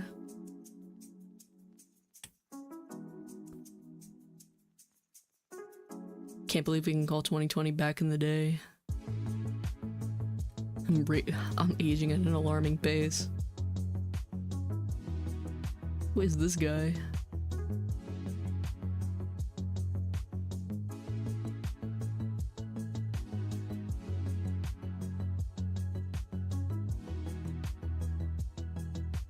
Not a great guy.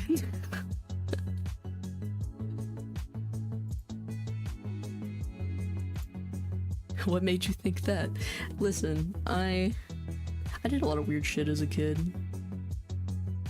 Specifically related to like the creepypasta thing. I used to be really into witchcraft too. I was just a really edgy kid for some reason.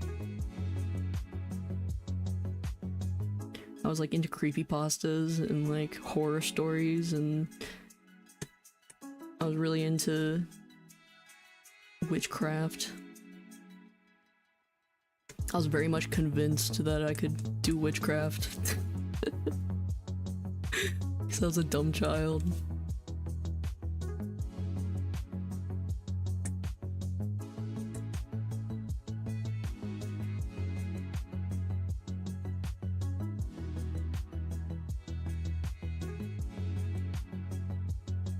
I remember I used to do like blood rituals and shit.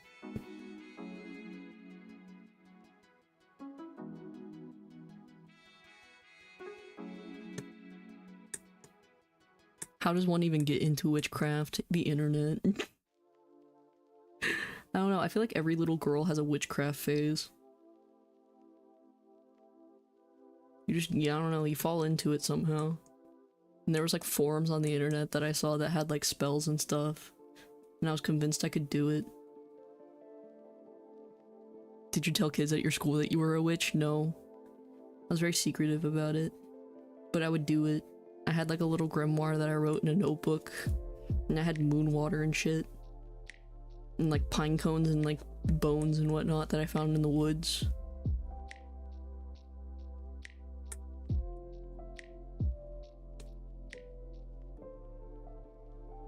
It's either witches, vampires, or werewolves.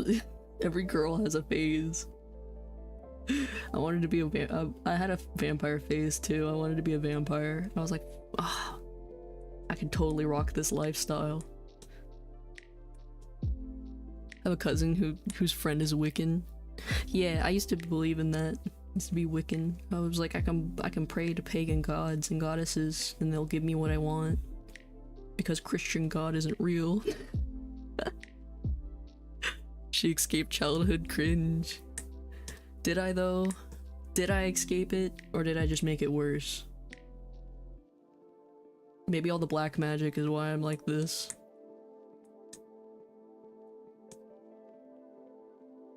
I remember though I did like blood rituals and shit. I would like cut my finger open and like smear it on like a piece of paper with a spell written on it and then burn it. When I was like 12.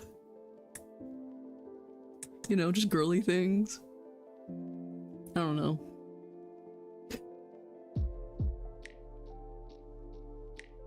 Sounds like fun, to be honest. It was fun. But I was like so convinced it was real. I was like super convinced that I could do it. I was very susceptible to propaganda. At one point I remember I did a spell. This is probably like the most cringiest thing I've ever done. I was convinced I could like do a spell that would turn me into a cat girl. And that was another blood ritual thing, I think. Or it was like a full moon thing. I don't know. I remember I had to do like a ritual for like 3 weeks for it, and it didn't work. For obvious reasons. One of my friends did a blood ritual over New Year's. She's 17. I'm still yet to figure out why. You just, you know, girly things. I feel like, you know, being a girl, you get used to seeing and handling your own blood, so you're like, whatever, I can just do a ritual with it. Furry. I didn't want to be a furry, I just wanted to be a cat girl. I was like, my life would be better if I could just be a cat girl and I could just run into the woods and then live as a little banshee. I would be devastated if my cat girl ritual didn't work. I was. Being 12 is so funny because I feel like that's like such a time in your life where like you start to develop rational thought, but you're also still a kid, so you believe like anything. I'm so lucky that I did not become a Slender Man stabbing girl. Could have been much worse.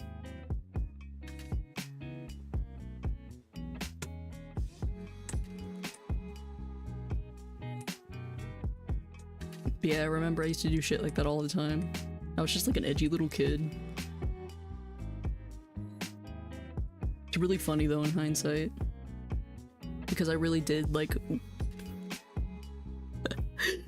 If I remember correctly, the cat girl thing was in Latin. It could have been like an absolute like troll post and I would have never have known because I was stupid. And gullible.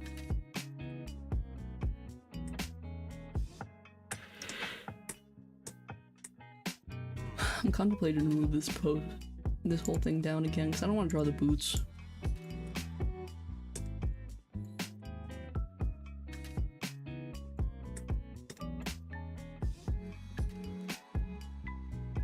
Yeah, I'm happy with that.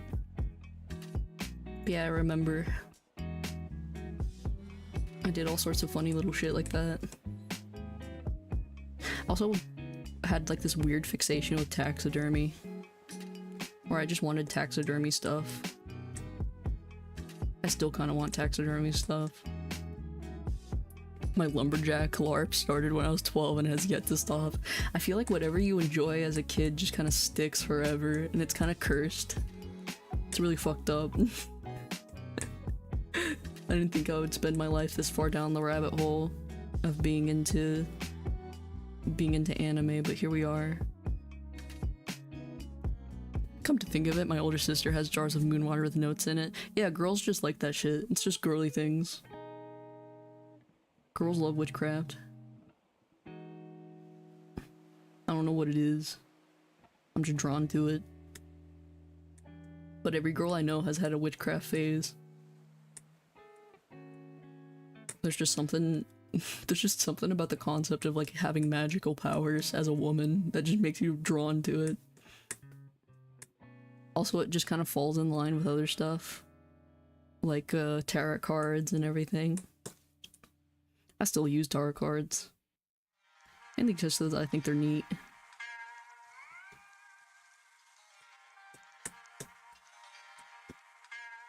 I think they're insightful more than anything. Like, I don't believe they tell the future, I just think they're like good for thinking. Make you ponder. Then like crystals and stuff, I don't really believe they have powers, I just think they're fun to collect. I just like shiny rock.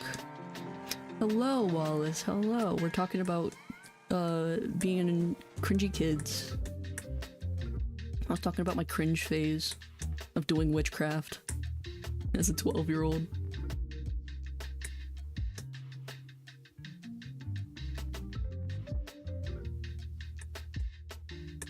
Is this just women? I think. Good possibility.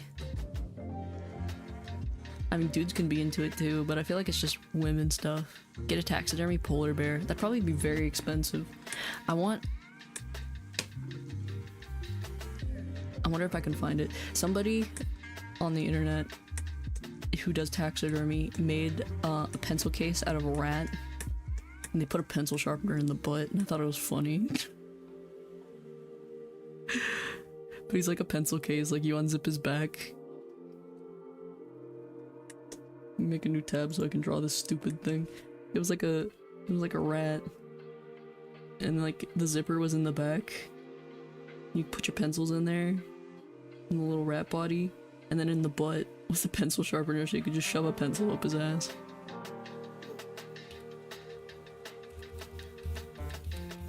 I saw that. Yeah, that was popular a while back. It's cool though. See, I always thought that stuff is cool. I think that's the thing, is I think most girls just think it's cool.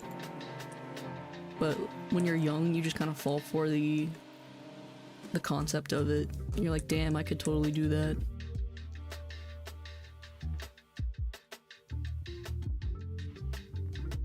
I saw a shifter cover for a car, and it was just a squirrel that someone turned into a tube and had a shifter coming out of its mouth.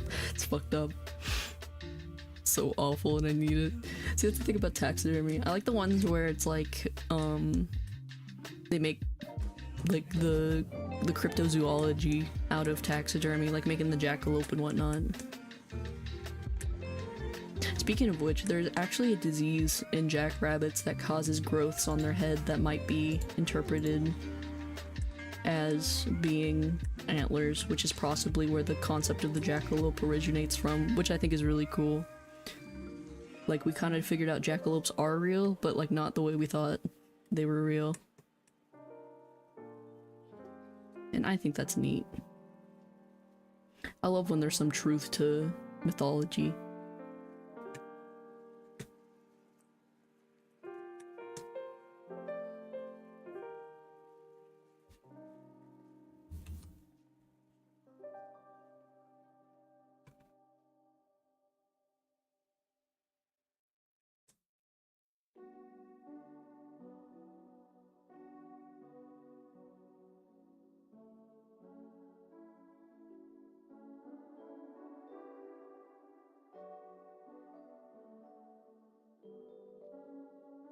The Grunkle Stands exhibit. Exactly. I feel like someone could just put a Gundam frame inside of a taxidermy squirrel and do JoJo poses. You probably could, actually. Cause like it's all that's inside of a taxidermy is like foam and a metal frame. They have like the posable foxes, which you can argue how ethical those are, because honestly they're farmed. So debatably ethical fox taxidermy, but they're like soft body taxidermy, and soft body taxidermy is like posable. It's like a stuffed animal almost, but with some metal framing. It makes them soft, and you can pose them. I always thought that was cool. Like you see, like on the internet sometimes, people who have like soft body taxidermy of like a fox or something, and they look so cuddly and cute, but like, and they're like a stuffed animal, but like it's real. I feel like I can't justify purchasing it to cuddle it if it's like a real dead animal. Not that it bothers me, but like more so I feel like other people would look at me strange for it if I had a taxidermy. We sent me 100% for that.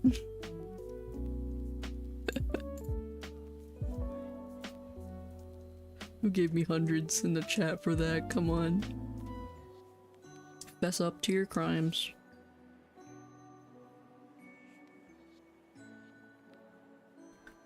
Do you also want a taxidermy fox? That's arguably kind of ethically sourced. There's no way those are ethically sourced because they're like the exotic special patterns and stuff, like the domesticated patterns. So I feel like they just kill those for the sake of taxidermy, but like the fur trade is a thing, so debatable. Now we're just getting into the ethics of fur trade, and that's where shit gets dicey.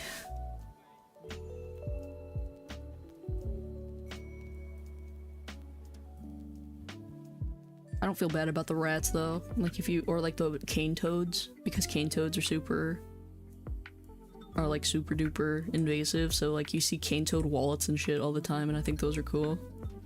Soft body taxidermy fox posed like Sailor Moon. See, I would like that, but like there's no way those are like ethically sourced. That's my thing, is because like they always come in like the exotic patterns, like the man-made bread patterns. All my homies hate cane toads. Yeah, they're lame, they're invasive, they're super invasive. Like nothing will eat them either. That's the shitty part. It's not that they're invasive, it's that nothing will eat them.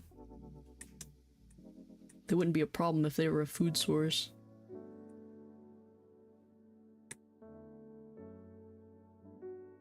But no, I would love to have one of those cane toad wallets. But like it's a coin purse and the mouth opens up.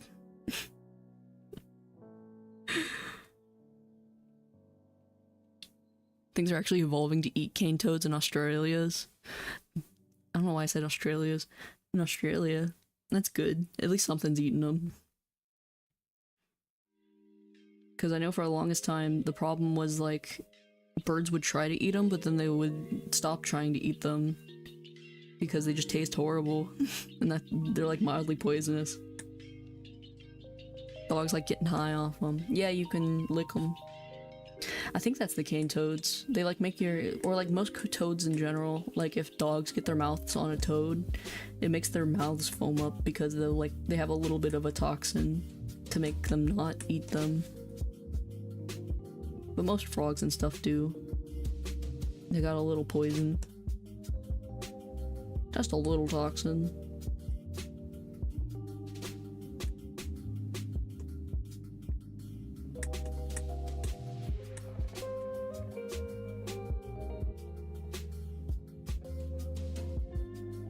And I love art streams. I get to talk about the stupidest shit. I love getting to rant about nonsense.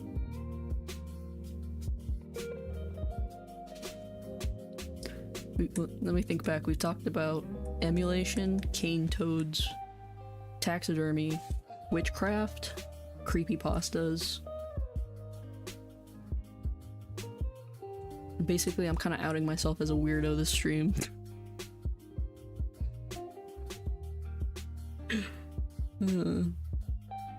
Me and my weird choices. SCP.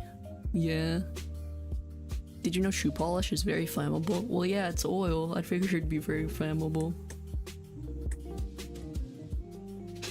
Speaking of flammable, I heard of this case that happened recently of like a mom getting her kid like tested, like not tested, but he was like doing this weird therapy that involves like a chamber with like pure oxygen flowing inside of it, and the damn thing imploded and like blew up into flames.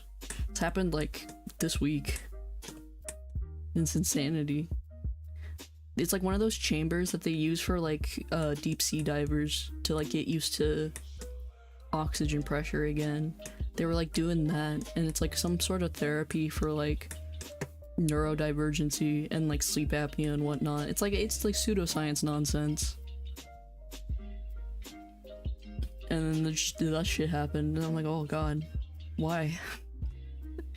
Why is the world this way? Bacon but no games, or games but no bacon. Bacon but no games. I feel like I can figure out, well, yeah, bacon but no games. I feel like I can fill my time with better shit, but I like bacon and I don't want to give up bacon. No, that's sad. It is sad. It sucks. The whole story is really depressing, but I just thought it was so weird that that's a thing. Like, therapy using, like, pure oxygen chambers somehow is gonna fix autism. Oh, you know another thing you never think about since I've been welding on old cars? I can tell you that old car paint is extremely flammable. Oh god, it's probably also got lead in it. The tastiest paint chips. I'm 90% sure I grew up in a house with lead paint. And asbestos. There was at least definitely something in the water.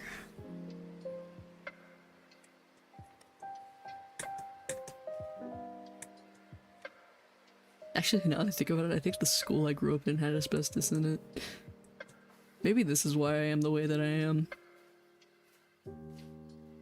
So many things are flammable. I just started lighting everything up to find out. I recently learned that there's such thing as fireplace paint, because apparently, like, the paint that you would use on your walls is oil-based, and there's special paint for the fireplace, because if you just put regular ass paint on your fireplace, it will burn. Leaded gas, leaded pipes. Yeah, I'm pretty sure I was consuming lead. I've got lead stuck in my hand for about a year now, or is it graphite? Anyways, I punctured my hand with a pencil, now I'm part graphite. Yeah, you got graphite in your hand, it's fine. It's all good. Graphite is totally fine to have in your body. I had a teacher explain that to me once. They're like, yeah, no, it's not lead. Like the same, we call it lead because it used to be lead, but it's not lead anymore. And graphite's safe. You technically have small traces of graphite in your body to begin with.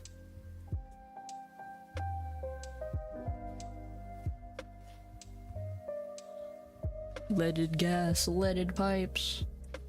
Man, I love the smell of gasoline. You ever just sniff gasoline? It's good. Lead. Lead. Very sweet. You start licking the walls. Same, I like it too. I specifically like the smell of diesel more than gasoline. No, why? It smells good. I don't know. Specifically diesel though. Diesel smells really good. There was that lady who was addicted to drinking it. Do you guys remember seeing that episode of My Strange Addiction? There's a lady that was addicted to drinking gasoline. She would like take swigs of it. It was horrifying. Gas smells good, and you're 100% correct. I can't really judge. One time I breathed in gas vapors while I was trying to start a siphon. I was coughing gas vapors for days. That sounds horrible. I remember that episode. Diesel does smell pretty good. Yeah, I think like regular gasoline smells okay, but like diesel smells really good.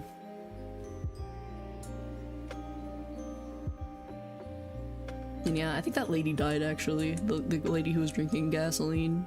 Because she had like water bottles of the shit, man. Like she had water bottles full of gasoline and she was just drinking them regularly, taking shots of it. I can tell you it tastes how it smells. It can't taste very good. Like I gotta imagine that probably burns. Weird gasoline drinking lady died, how strange. Yeah, she was drinking it. At first she got addicted to the smell, but then she started drinking it.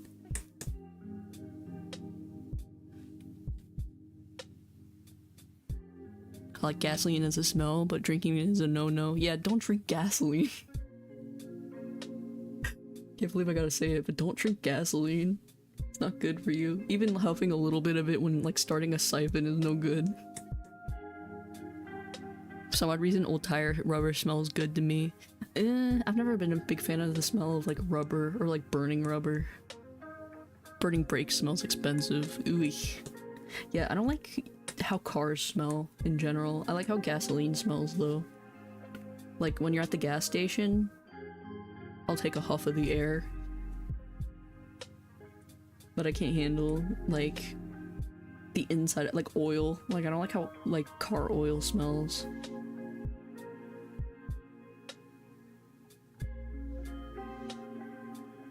Car oil smells pretty bad. Like crude oil. I don't like how boats smell either. Like the something about like what they put. I think they just put diesel in boats, but like whatever it is, I don't like the smell of it. Two-stroke smells pretty good. Like the smell of lavender.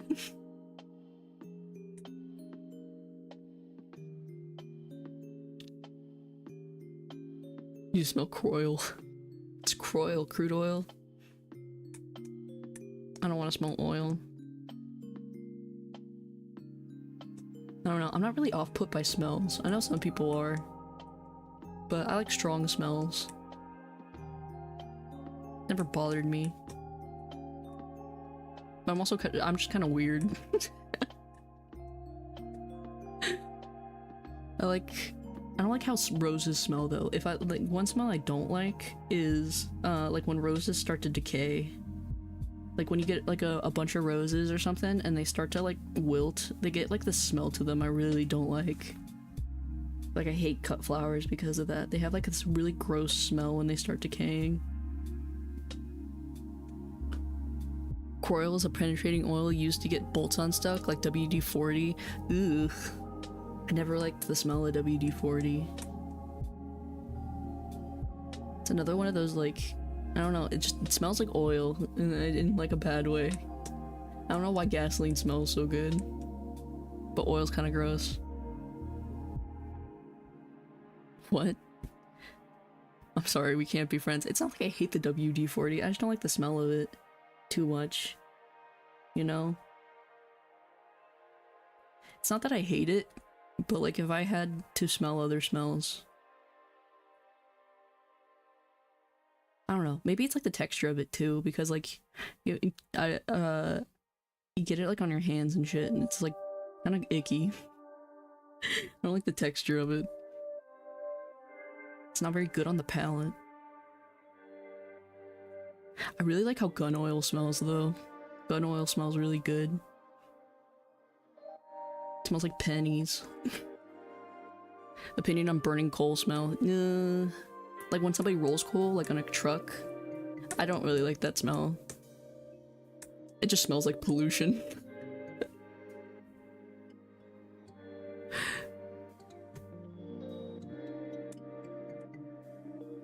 Like burning coal, like actually burning coal, like if like they're burning charcoal, or like rolling coal, like when trucks, you know, do the thing. No, like real coal. I'll even say it stinks. Yeah, no, coal stinks. I thought you were talking about like rolling coal, like the car, like what trucks do. I don't like that smell either. It just smells messy. And then like actual coal kind of just stinks.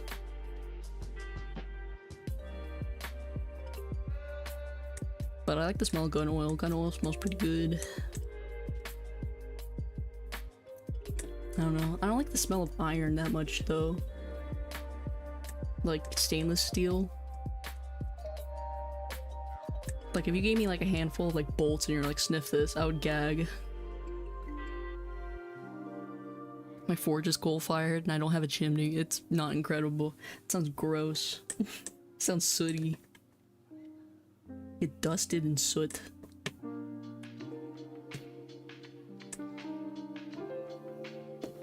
What other strange smells are there?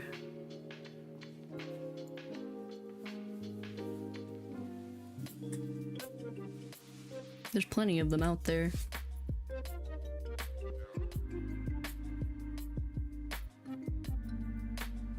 I'm trying to think of like weird smells that I like.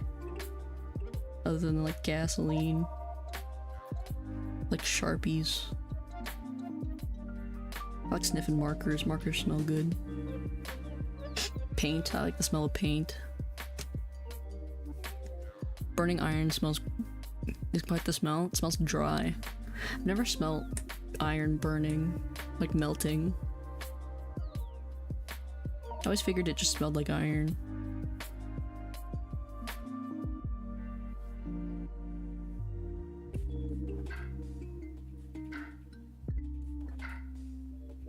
I've always been really curious about what melted glass smells like. Like when people do like glass blowing. I've always been really curious what that smells like.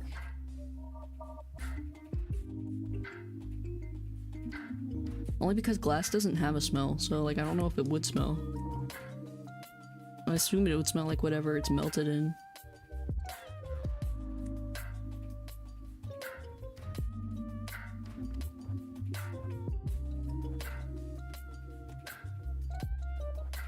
I wonder if it has a smell. Yeah, I don't know. Because like it's basically lava. Also, I wonder what lava smells like.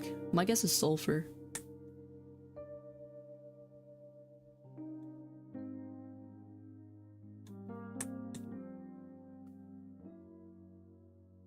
I like the smell of petrichor. Then again, I feel like everyone does. Rain smell. Yeah, I like rain smell. I can smell rain coming. I know some people can't do that. You know, like smell when it's gonna rain.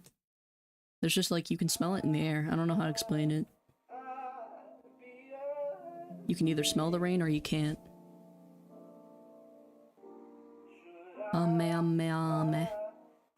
Exactly. You either smell it or you don't.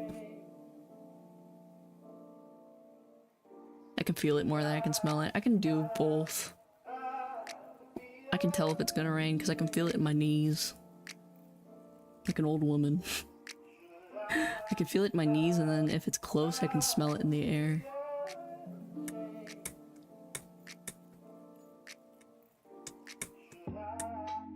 I don't know. I've always been into smells, though.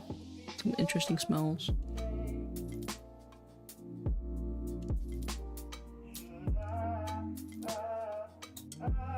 Your grandma maxing, I swear. I can't help it. This is how I am. I didn't ask to be an old woman by habit.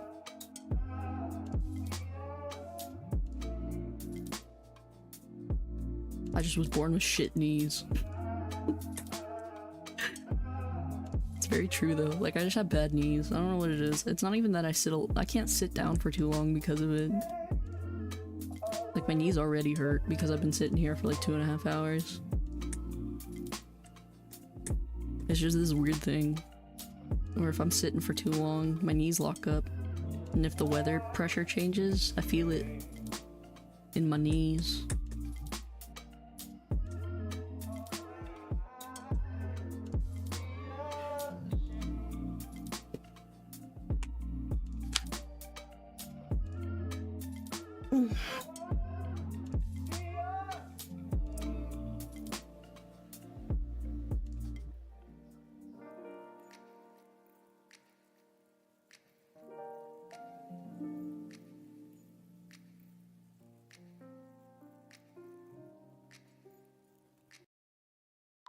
I'm gonna change up the music to be a little more lighthearted.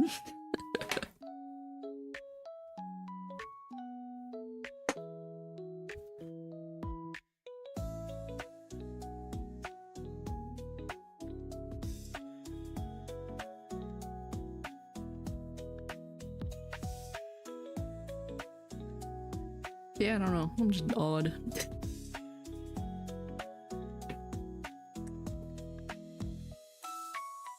I've always been told that though, that I'm like, I got grandma habits. Been hearing that shit since I was like 10.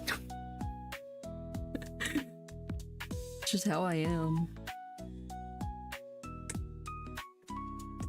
I like grandmotherly things. I even carry around purse candy. But I feel like every woman eventually carries around purse candy. You just gotta have purse candy. Because why not? Have candy in your purse so you always have candy. Not for the children, but for me. So I can eat candy whenever I want to. I actually think there's a candy cane in my purse right now as we speak. But I like to keep caramels and like those little grandma candies, you know, the little strawberry ones. I really like those. You can buy those at the dollar store. That's where those come from. Every old lady's getting those from the dollar store. That's the secret. That's where they come from. Werther's is the original, right? Yeah, I like the coffee Werther's. Ever had like a coffee Werther? They're like, they got this little swirl in them. I think they're like blue packaged, if I remember correctly, but they're really tasty. There's coffee caramel flavor, which is like my favorite thing. I like coffee. Gotta get my fix everywhere. Everywhere I go, I need my caffeine. Actually, I don't even think there's caffeine in there. I think it's just coffee extract flavoring. Also, I really like the Werther's with the soft caramel in the middle. Like the softer ones, those are really good. And then I carry around the strawberry candies. But I'm also very old lady-like in the sense where I like chalk candy. I like the chalky type of candies.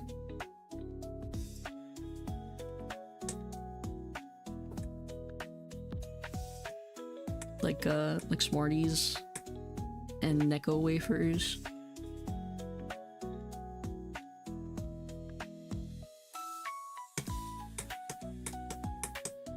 What else is a chalk candy? Like candy hearts. Candy hearts are pretty tasty. I know some people don't like those at all, but I think they're pretty good.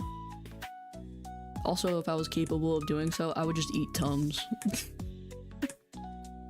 Or just eat like a fistful of Tums. Specifically the lemon ones. The lemon ones are the best flavor of Tums. You know, you buy like the tropical fruit pack of Tums and then you only eat the yellow ones. Because they taste like lemon.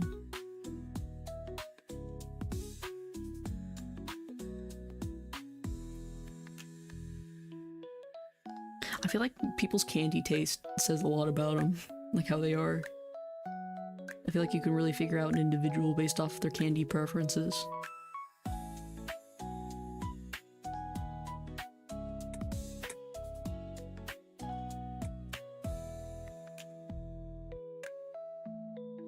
Like I like really dark chocolate, like 70 to 90% dark chocolate, which is basically just baker's chocolate.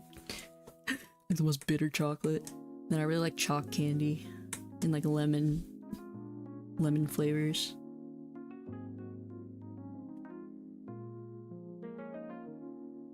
Like a hard lemon candy is really good, like a lemon drop. I like candy corn, and everywhere I go people dunk on it. I like candy corn, but I can only eat like a small handful of candy corn before I feel like it's too much. I don't like the pumpkins though, like the little pumpkins. I feel like that's too much. This is weirder than the taxidermy. How is it weirder? I'm talking about candy. I've moved on from dead animals to candy.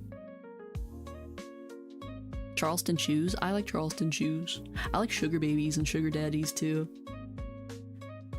Like sugar babies are really good, but like the sugar daddy is tastier because it's just a caramel lollipop. Also really like Cowtails. That's another caramel candy, but it's like a long thin caramel candy with like a little bit of like fondant cream in the middle.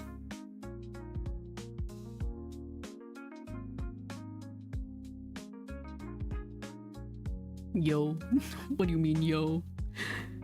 The candy. They're real, I swear. Big fan of peanut butter candies. I do too. I like peanut butter. Like a Reese's cup. And marshmallow. I'm iffy about the marshmallow.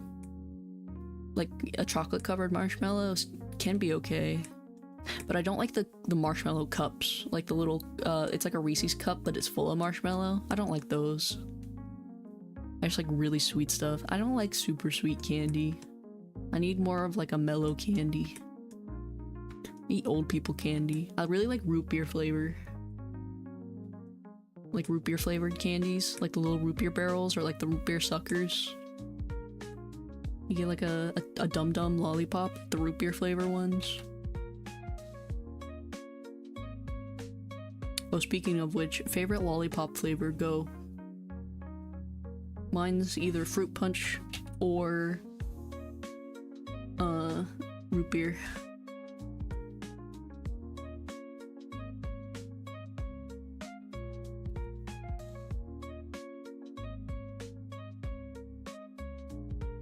Like grape. Grape's not that bad. You're the kind to eat clove candies, aren't you? No, I don't like licorice. I just like root beer flavor.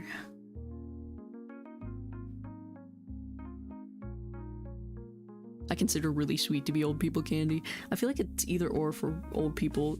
I feel like old people are either like the sweetest candy or like the most mellow, like unflavored candy. Because there's definitely a thing where like, well, as you age, you don't taste as much sugar, so you crave more sugar. Like you eat more sugar because you can't taste it because your taste buds are dying. My favorite lollipop flavor is mango. Mango's a good one. Mango is a really good flavor. Clove candies and licorice are great. I'm not, I can have, like, in the terms of black licorice, I can have like one piece, like a, you know, like the long, like rope of licorice. I can have like one and I'm like, okay, that was good. I definitely can't sit there and eat it because it tastes too much like medicine.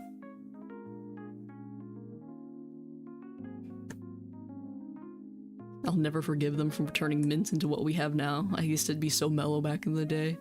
No, I like, what are they called? Altoids.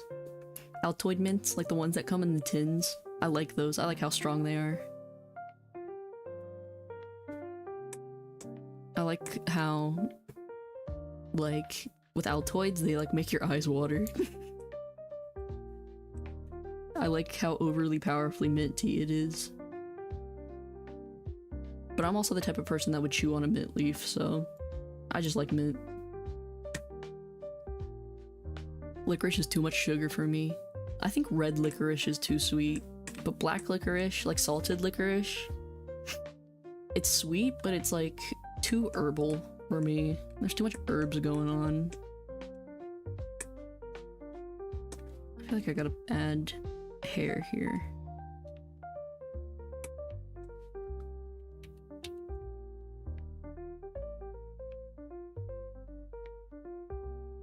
I like how this sucks.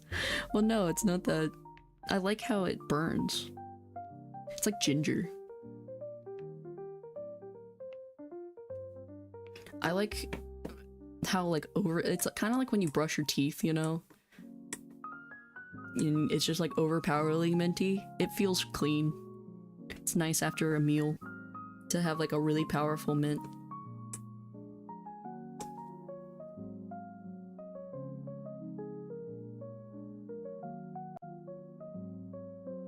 Good, it's tasty. You eat raw ginger? Well, no, I'm talking about like ginger candies. Like the spicy ginger candies.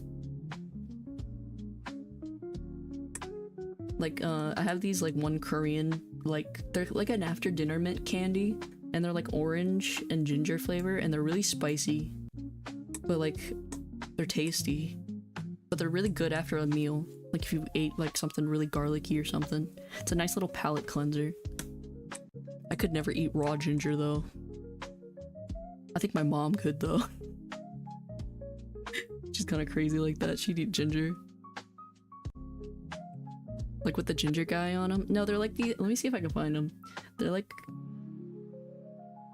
I don't know what they are. But they have like these.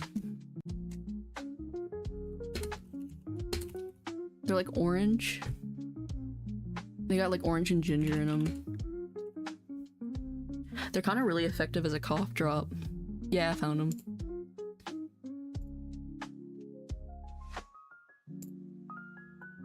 They're really good when you're sick.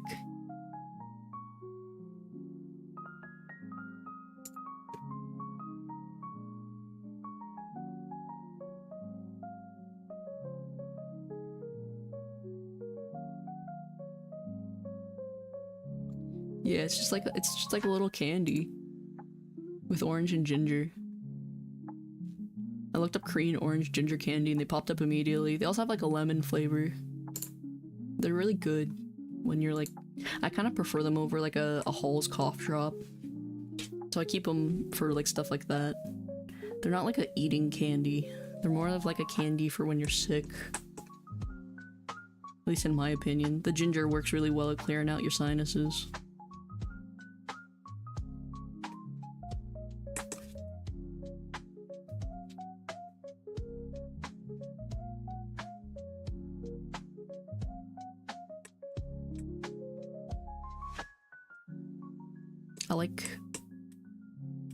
I don't know, I like weird shit like that.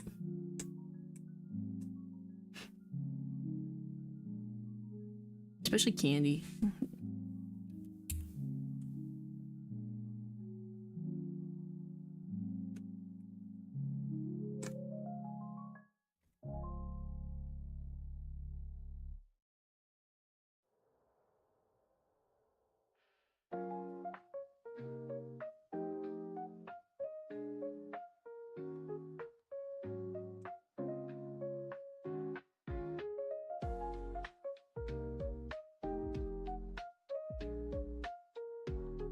I don't know, what other controversial topics can I bring up?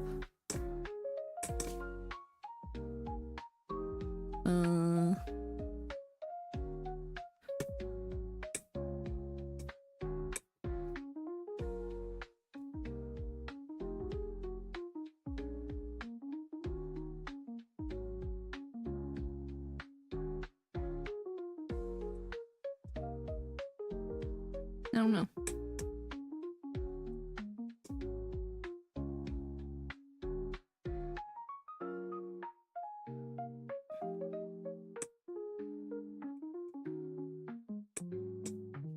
Man, I love art streams. I got to talk about so much weird shit. We've gone from... Have you ever tried some of the recipes from Townsend's cooking videos? No. Let me look at this. Let me see. Let me Google.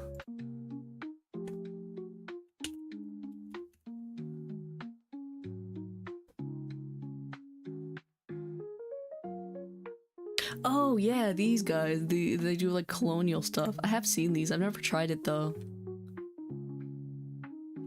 Yeah, I saw them do like...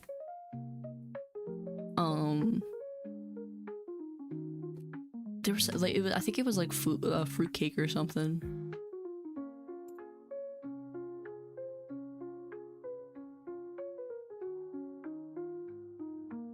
Yeah, I have seen these before. I always thought these were so cool, seeing how like early recipes were done and stuff. I tried their fried chicken once. It was so good, but so strange. What'd they do for their fried chicken? I have seen them before though, and they're really interesting. There's this one channel that is, it's like a British version of that, where it's like Victorian era. And it's like a lady who's dressed as like a classic maid, and she talks about like what they would cook like for the royalty and like aristocrats back in the day. It was marinated in vinegar. Ooh. I don't know how I feel about that. I'm not big about vinegar. Could never get down with like salt and vinegar. Especially like chips. I don't like salt and vinegar chips.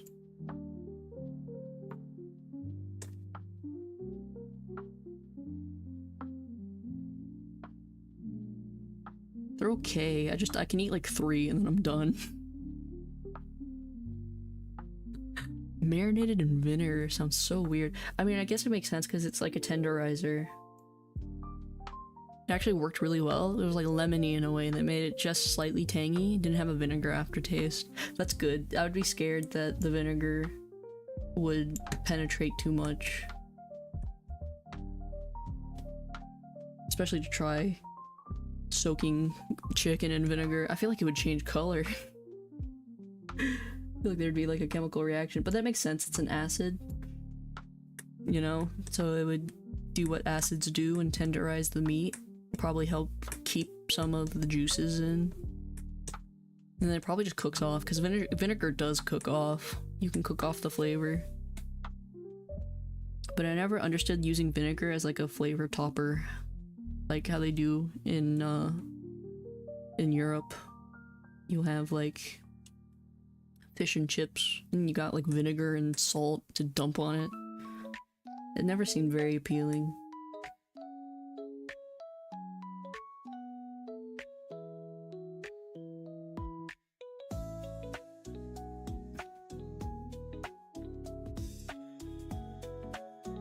Never a huge fan. I've seen some really weird recipes though, of like old classic stuff, like I wish I remember the name of the channel. It's like an old Victorian manor, and like this lady works there and she does like tours of the place and everything. And one of the things that they do is they cook like traditional Victorian era dishes. And she's made like puddings and like food, like fruitcakes. Which fruitcake is insane. Like the way they made fruitcake back in the day. You just like, you make a cake filled with dried fruits and nuts, and then you fucking soak that bitch in brandy for like a month. It's like a month of like adding and pouring brandy onto this lump of cake. And, you know, people actually do sit down there and, like, eat it after it's been soaking in liquor for, like, a month. And I always wondered maybe that's what you're supposed to do with the little store-bought fruitcakes. Maybe you're just supposed to, like, maybe they taste like shit because you just haven't soaked them in brandy. Maybe that's what they need. Maybe that's why they taste like ass. There's not enough alcohol to make you forget about it.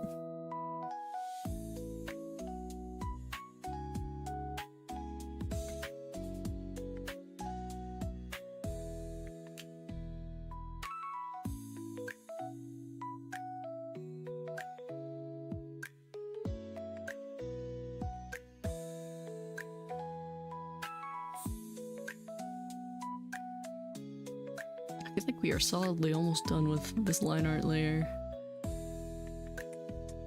Maybe like final touch stuff.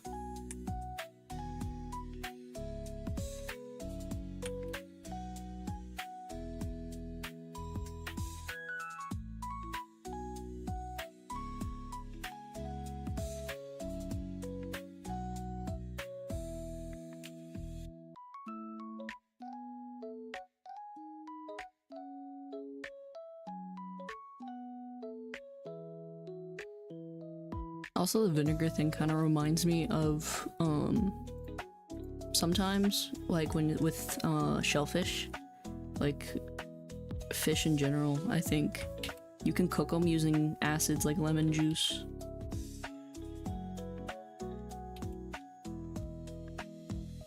It just kind of, like, the acids, you just dump it on there, like lime or lemon juice or, like, vinegar or something, and it'll just kind of curdle the meat. Like, it just makes it acidic, and it kind of cooks itself a little. Can't remember what you do that for, though. I think it's, like, tuna or something. You can, like, dump, or, like, maybe it's shellfish. Like, I don't think it's shellfish. I think it's, like, an actual fish. You can do that, too. You can just dump acids on it, and it's good.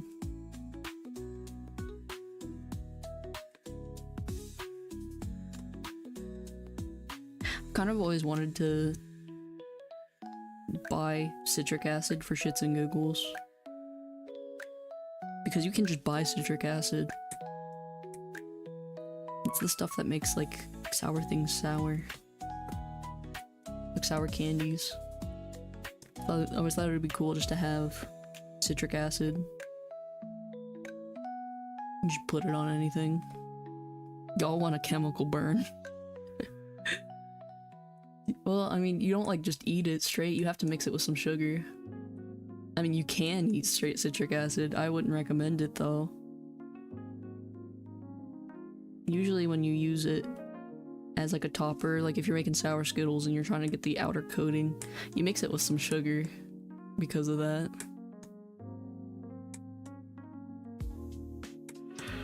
Should have made this hair curve inward, should make it curve outward. I don't know, I just think it would be really cool to have, like, just random food chemistry stuff.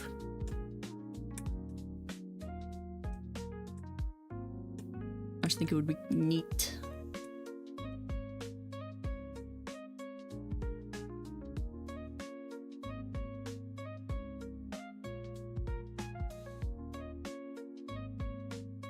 Can't a girl just have some citric acid? Please, sir, may I please spare a cup of citric acid?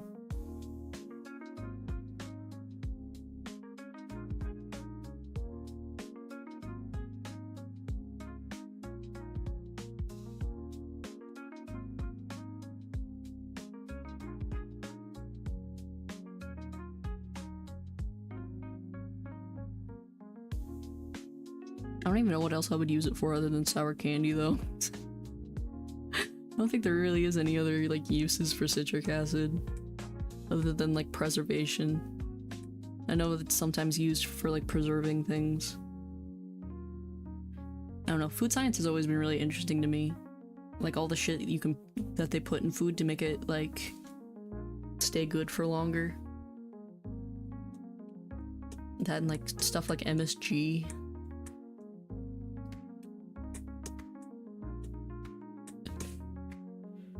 Cool. It's cool stuff. I don't know, it's just chemistry. But it's like edible chemistry. It's science you can eat. I recently saw how pop rocks are made, and that's insane. I'm trying to remember who has a video on it. I think it's Nile Red who has a video on pop rocks. And like how they're made. There's like this scary Chinese machine that you can buy that like highly pressurized, it's like a high pressure chamber. And that's how pop rocks are made. It's like under high pressure. It's like a special little like chemical concoction that you make, and then you put it into like a high pressure chamber, and it like pressurizes it rapidly, which adds the air pockets into it, and then that's what makes them. I never thought it was actually made like that. Yeah, they're like high pressure. It's actually really scary. And the thing is with pop rocks, if you pressure them too much, high pressure constantly mixing at a very specific temperature, yeah, you have to, it's like super particular. And if you do it like too much, it makes them like explosive. Like they're dangerous. Like it would pop your mouth really bad. Like you would probably bust open your mouth if you did them too hard. Like the air pockets, like you gotta break up the pop rocks. That's why they kind of come as like a really small little dust rather than like a big chunk, because like the big chunks will like explode in your mouth and it's really dangerous. So they need to break it up and make it small so it's safe to eat. Because they're like kind of dangerous, but it's like this crazy. I think it was Nile Red who did the video on it. I could be wrong though. I don't remember, it's been a while since I've seen it, but I remember the process just being absolutely terrifying. It's because it's just molten, like, sugar that's, like, put under high pressure in this scary looking machine. Yeah, it was him. I was sure, he usually does the food science stuff like that. The real question though is who in the right mind would both experiment with this and make it into candy? That has to have been an accident, you know? So many, like, foods like that are, like, pure accidents. And then we're just like, cool, what if we market it and then eat it? What if we market this to children?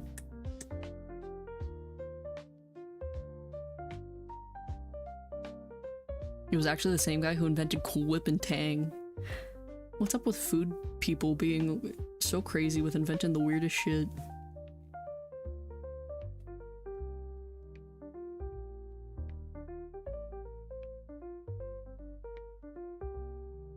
It's always the wildest things. Cool Whip is really weird though. Like, not whipped cream, but like actual Cool Whip. Because like Cool Whip, it has like emulsifiers in it, like vegetable oil and whatnot. Like there's very little cream that's actually in the Cool Whip. It's mostly vegetable oil. It's a meringue made of vegetable oil. Yeah, it's like weird. That's why it has that weird like mouth feel. But hey, it's shelf stable. Not shelf stable, but like refrigerator stable.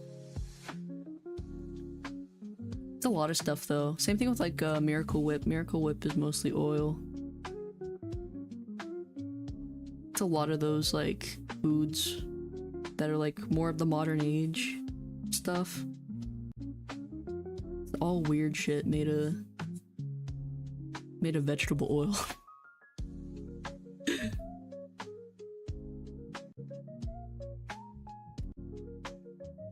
Miracle Whip can go straight to hell. I agree. I'm a mayonnaise girl all the way. I grew up in a mayonnaise only household. It's honestly one of the reasons that I don't like most fast food burgers, because they put Miracle Whip on it.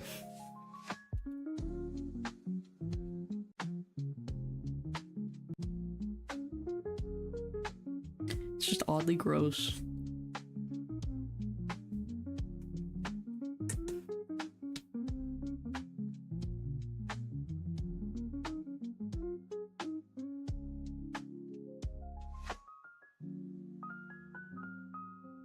I don't know what it is about Miracle. It's like sweet. That's what gets me about Miracle Whip. Is like Miracle Whip's kind of sweet, and mayonnaise shouldn't be sweet. I don't know who told you that mayonnaise should be a little sweet. Whoever said that can burn in hell. I would love to know who's the psychopath that made Miracle Whip sweet.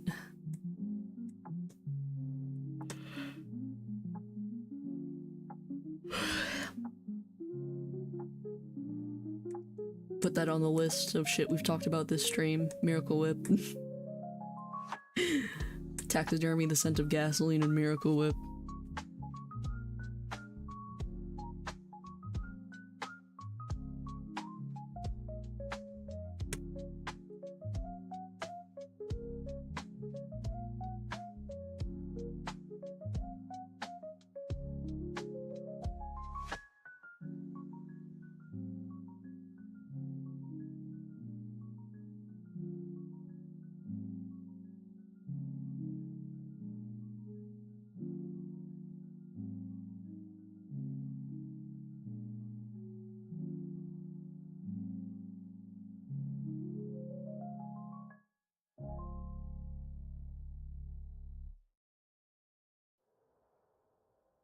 I also like that one YouTube channel, I'm trying to remember, I think it's like called Weird Food History.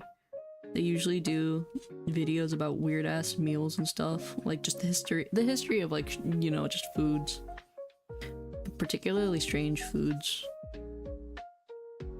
And that YouTube channel's got like a lot of really fun videos about just like stuff like a hamburger helper and whatnot. Just strange foods.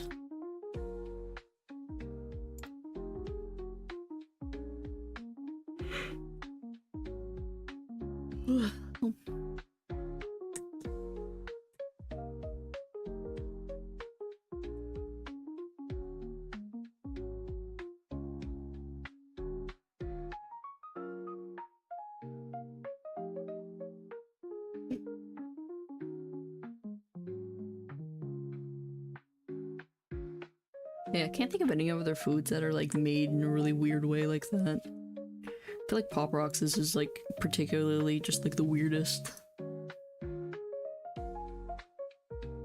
Other than things like processed meats. Like the way they process like bits and pieces into like chicken nuggets and whatnot. But that's whatever, that's just using everything.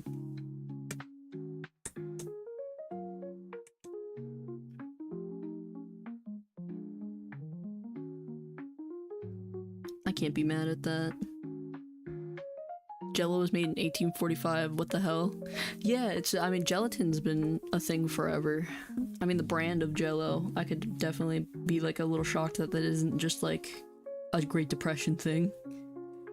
But like gelatin, as it is like super common in like Asian cooking. Like boiling down bones and stuff with the gelatin. Miracle Whip is from the Great Depression. Ugh. I don't like that. I always figured Miracle Whip was like from the post-war. Feels like something that they would have done during World War II. You know, like food rations and whatnot.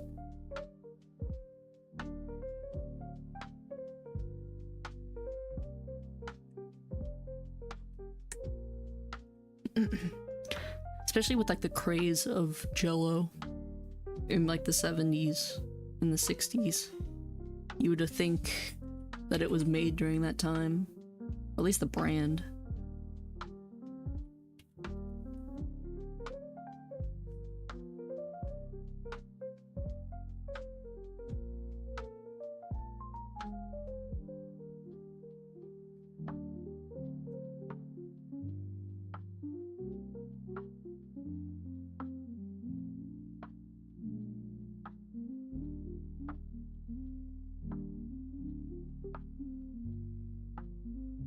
Feels backwards though. I feel like Miracle Whip would have came from post-war rations. Gelatin though I'm not too shocked about, because like gelatin, yeah, Jello has just like always been one of those things where yeah, humanity figured out how to do that. Especially if you've ever made your own bone broth and you let it cool and it turns into Jello, like meat Jello. I feel like you learn pretty quickly like yeah, that humans have known how to do that for a while.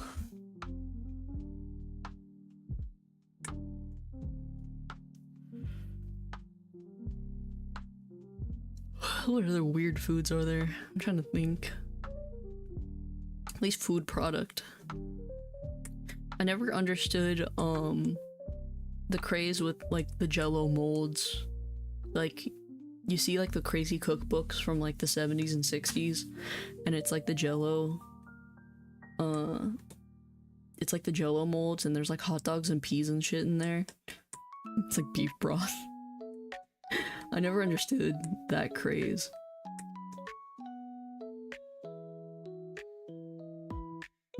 Or who in their right mind would even try to do that ever.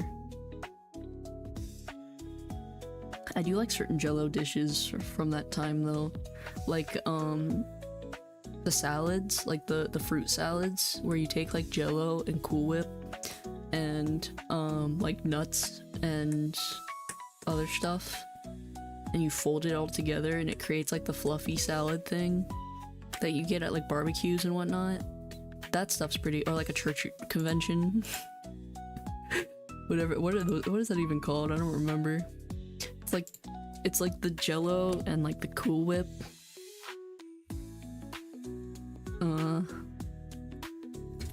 They're like salads. Yeah, it's like a Jello salad. Cottage cheese, cream cheese, marshmallow, nuts, pretzels. Yeah, it's just like mush. Hash? I've never heard it called hash. I've heard it called other things. I'm trying to find who... I usually hear it called like salad, like a Jello salad. Or like fluff, like orange fluff. The Cool Whip guy, William A. Mitchell, invented Tang Pop Rocks, Cool Whip, powdered eggs, imitation tapioca rations. Gonna look into his patents. Seems like a wild guy. I mean, if he invented that much food stuff. Yeah, it's always called salad. Or like, fluff. My grandma called it hash, and it was mostly just coconut, Cool Whip, and marshmallows. I've had like 2 versions. I had one version that's made like green, and it's usually lime or pistachio flavor, and it's usually like Cool Whip and like mandarin oranges and like nuts. And then I've had the orange version, which is mostly just like the marshmallows and the Cool Whip and the oranges and the nuts. Super tasty though. It's a sad looking dish, but it's super good.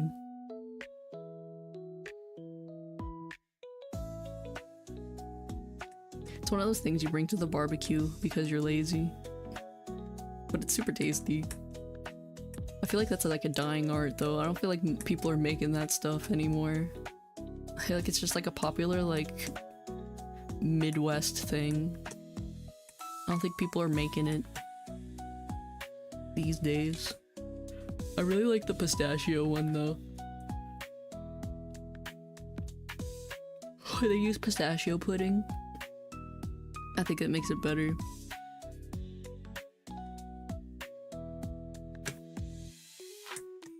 I like the orange one though. Like orange pistachio. I'm not big about like when they use lime and it's just green.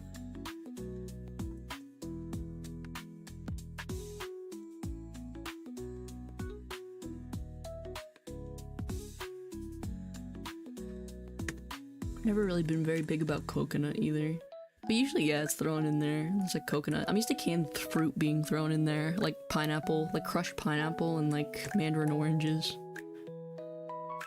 Ice cream has a monopoly on dessert goops. Bring back puddings and cream-based goops. Exactly. Give me my sludge.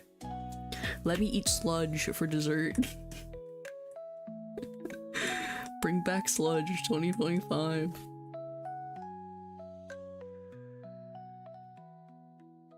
It's not summer unless I'm eating sludge for dessert. That are like the ice cream, like the ice cream sandwich cakes. Like some people make ice cream sandwich cakes, like where you lay down like layers of ice cream sandwiches and then you layer like whipped cream and like fruit and then you put more layers of ice cream sandwiches until you make like an ice cream cake out of them. That's pretty good. That's a good Midwest dessert too. But I really like pudding. I like goop. Goop for dessert. I like mousse where it's like a pack of jello, pudding, and then like a thing of whipped cream. Like the cheap mousse, like the easy quick mousse. I like that too. It's a good dessert. Alright, let me figure out how my mousse is the best. It is. I love a good mousse. Nope, that's not good. I think we're gonna need bigger.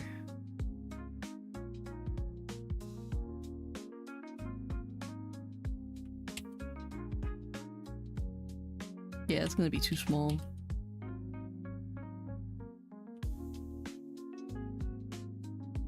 Yeah, I gotta turn off the freaking stabilizer because this is not. This brush stroke is loading. Mousse is good though. My great step grandmother used to make a really good persimmon pudding. Ooh, that sounds good. I like a good persimmon. Persimmons, I don't know. Persimmons are kind of hit or miss though, because like sometimes you get persimmons that are like very tannin-y. Like there's a lot of tannins in there.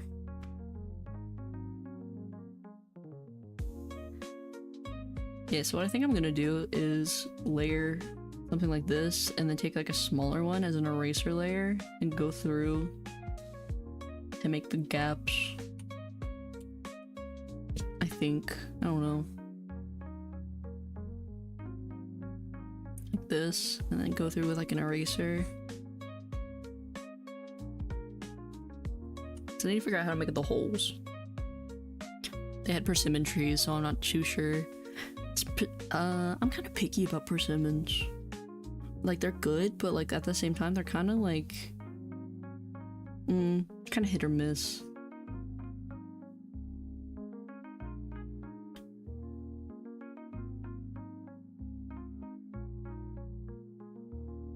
Yeah, like that. That look good. We need that smaller.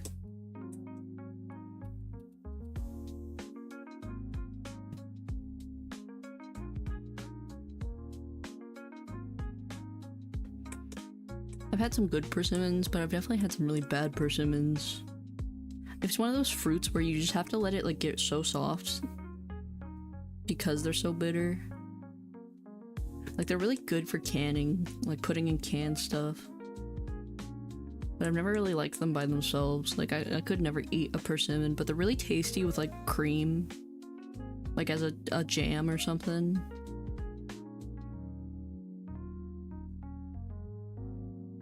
I feel like they're better suited for that than like just eaten.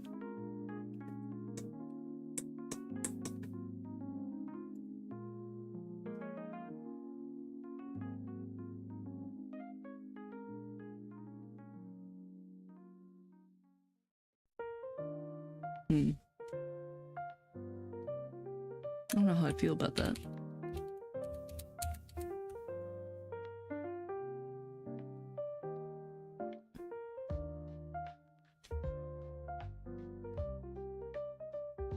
I'm definitely gonna use halftones to get away with the lace though, because I don't want to sit here, draw lace, or find a lace pattern. I feel like halftones are a good enough filler for that. But I think I'm gonna stick with like a big one. Like that, and then get like a smaller one as like an eraser.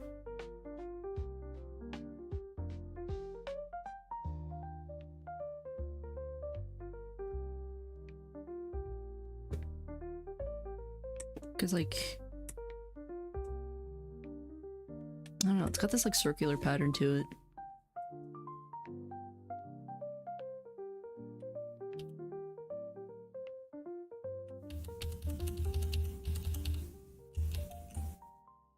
Maybe go big. And then do like a big eraser. There we go, this works. That's even better.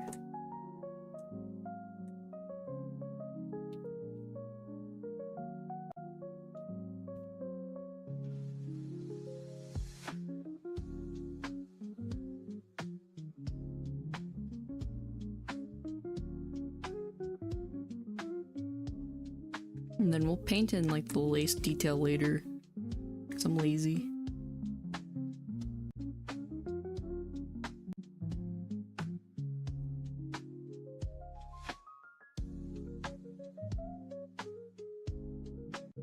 Honestly, I'm excited for peach season. Like here in about like late summertime when like the peaches get good. I like they're called like donut peaches or like teacup peaches. They're like really small and they're narrow. Like the way they grow is weird. They look like a donut. Like they're the size of a donut. And they're shaped like a donut, and then like the whole donut hole is like where the pit is, and you can just pop the pit out and it's like a perfect little like peach in the shape of a donut. And they come in like regular like yellow peaches, or they come as like a white peach. They're really tasty though, but they're very expensive because they're just like a weird breed of peach. That's weird. They're not that weird. They're very tasty though. Let me see if I can find a picture of one.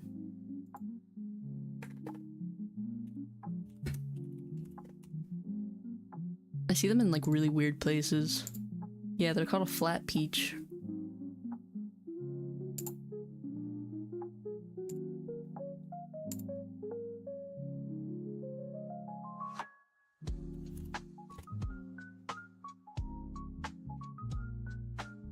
There we go. Got a picture of one.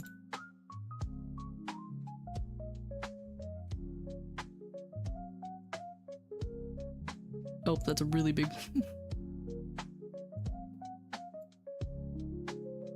Yeah, they're like they're shaped like a donut, and like the pit is like right in the middle. Yeah, they're like flat rather than being round. They're like flat, and they're like the size of a donut. And then the pit is really small, and it's like right in the middle of the donut. So like you can take your thumb and you can like punch through and push out the pit, and then it's just like a peach in the shape of a donut. And they're really tasty. And there's, I mean, it's just a peach. It's just a sweet peach. Life hack. Yeah, they're expensive though. Really pricey.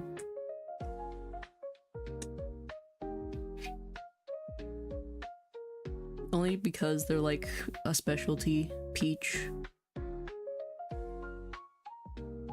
You can go to the farmer's market and get them.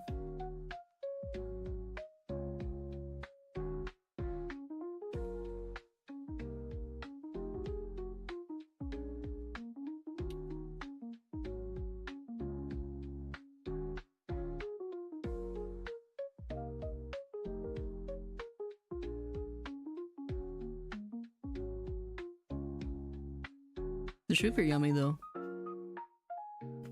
I'm waiting for peach season. I gotta be patient. It's not that time of year yet.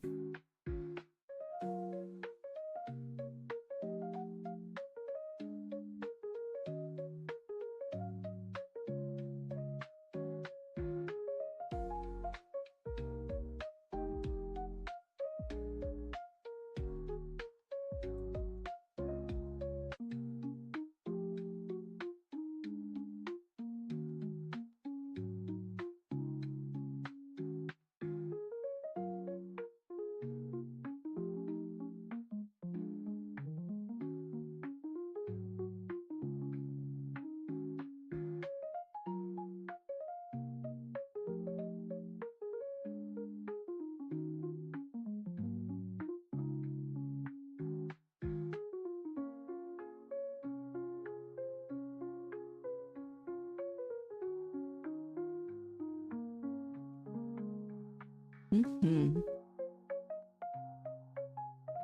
happy this is actually finally coming along.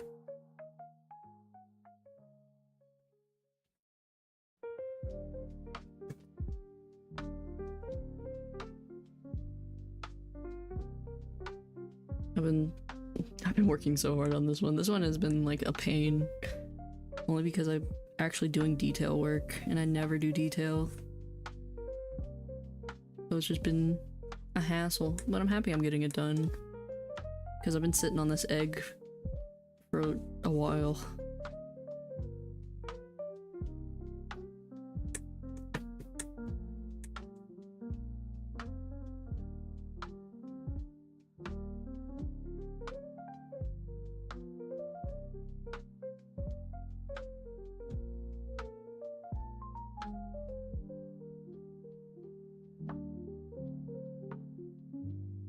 I'm praying I don't get lazy when it comes to the painting though. That's what I worry about when I render. I'm gonna get lazy with it. It's usually I do. So we're probably gonna round out here in a little bit once I get done with the basics here. So it's almost been 4 hours. I've been comfortable today. Just streaming, do my thing.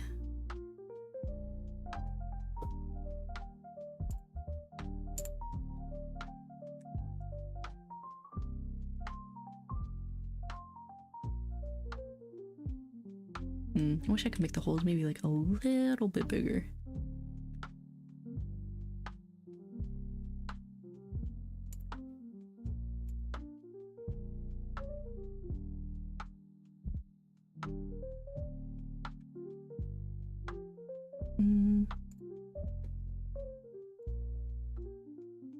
There we go.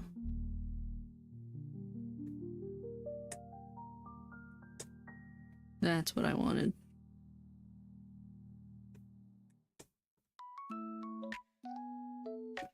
I've been really enjoying having halftone brushes. It's been really fun to doodle with them. Like do little screen tones.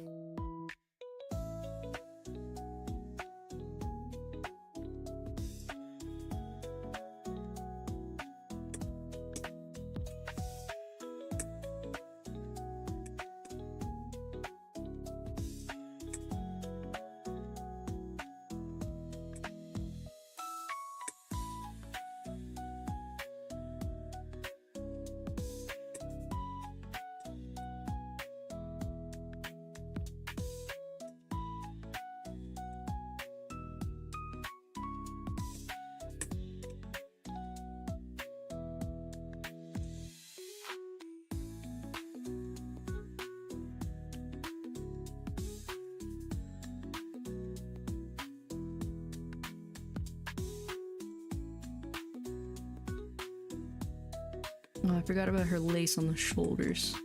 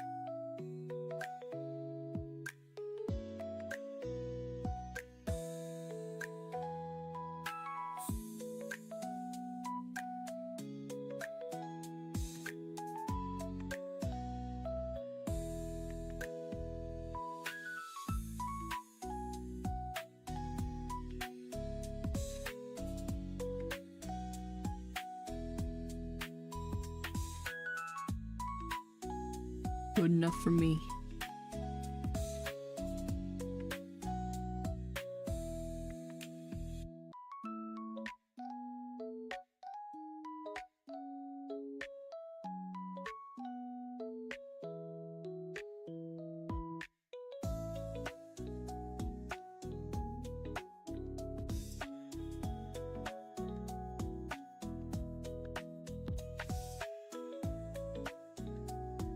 I'll just color it in black. We'll erase it out.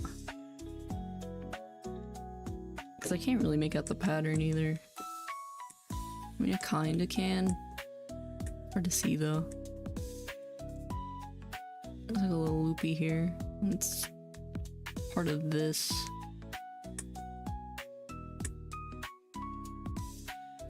Yeah, I feel like that's good to carve out.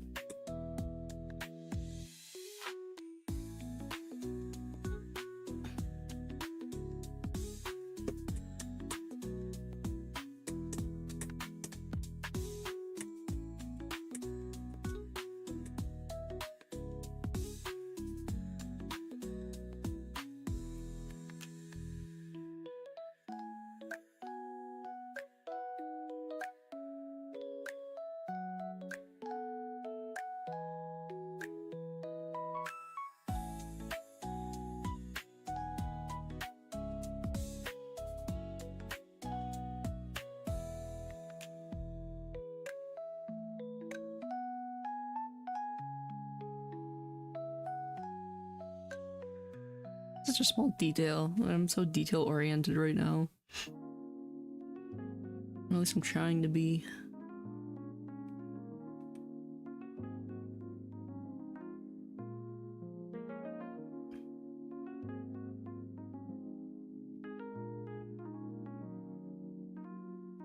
That's good enough. Such a little minute detail.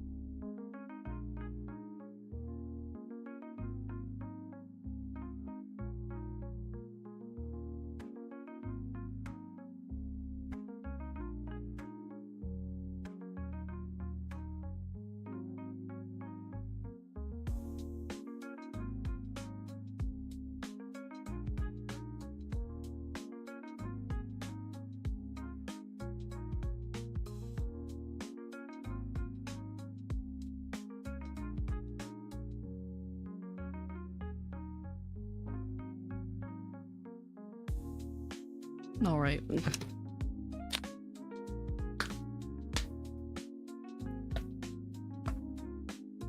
think I'm content with what I have.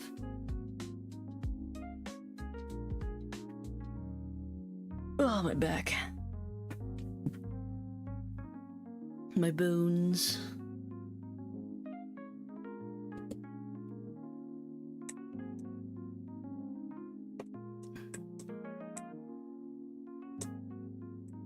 You've done more of this stream than I have in the past 10 days. Oh man. I just wanted to make sure it looked good. There's still some stuff that I need to clean up. But in general, I'm pretty happy with it right now. I'm pretty content.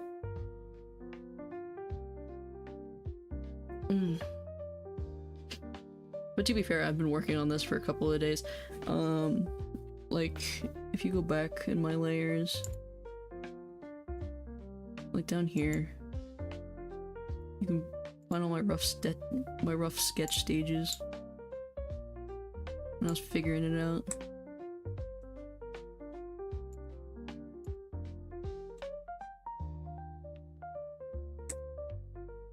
Yeah, we started like last week here, and now we're all the way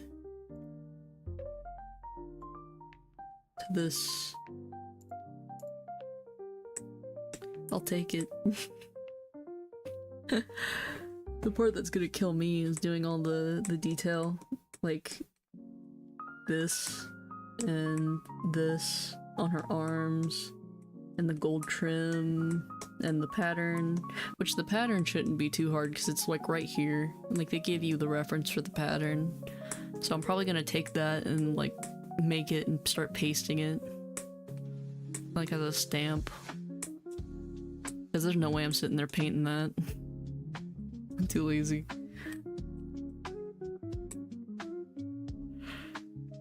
But the rest of it should go by pretty smoothly. I mean, the rest of it's just, the color choices aren't that hard to do. Oh, I forgot to do the little gold pieces. We'll save that for next time. I don't feel like doing it.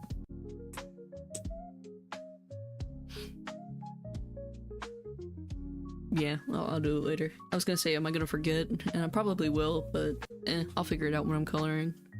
And I can just paint it on.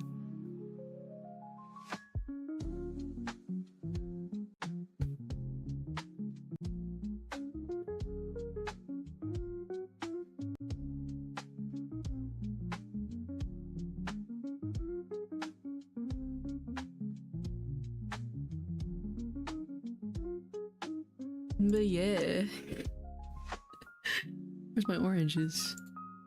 Oh, those are my flowers. There we go. I'm really big.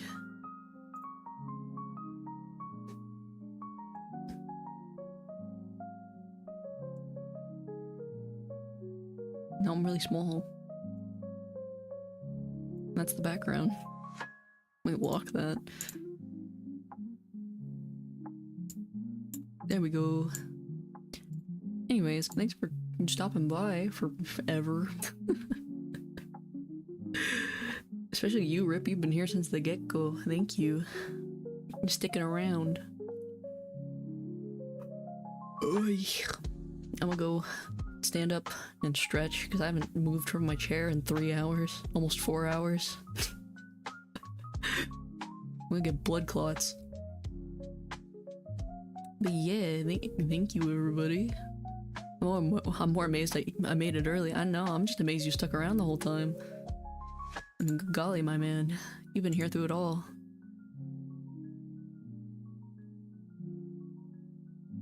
But yeah, I hope everybody enjoys their evening on this random-ass Tuesday. I'm going to go eat food and stretch my poor hamstrings before they snap like violin strings. Have a lovely day. Thank you. You guys too. I'm gonna get out of here. I'm gonna go lay down. I wanna do what I do every time I end stream and just go. Oh, I've been playing some Pokemon on the background, so that helps a bit. It does, it does. I like being second monitor content, you know? I'm a second monitor content gal. It was indeed a Tuesday. See you later, anime girl that lives in my computer. Farewell, random guy who's on the other end of my computer. Bye bye, everybody. Have a good one. We'll go lay down for a hot minute and then eat. So bye bye.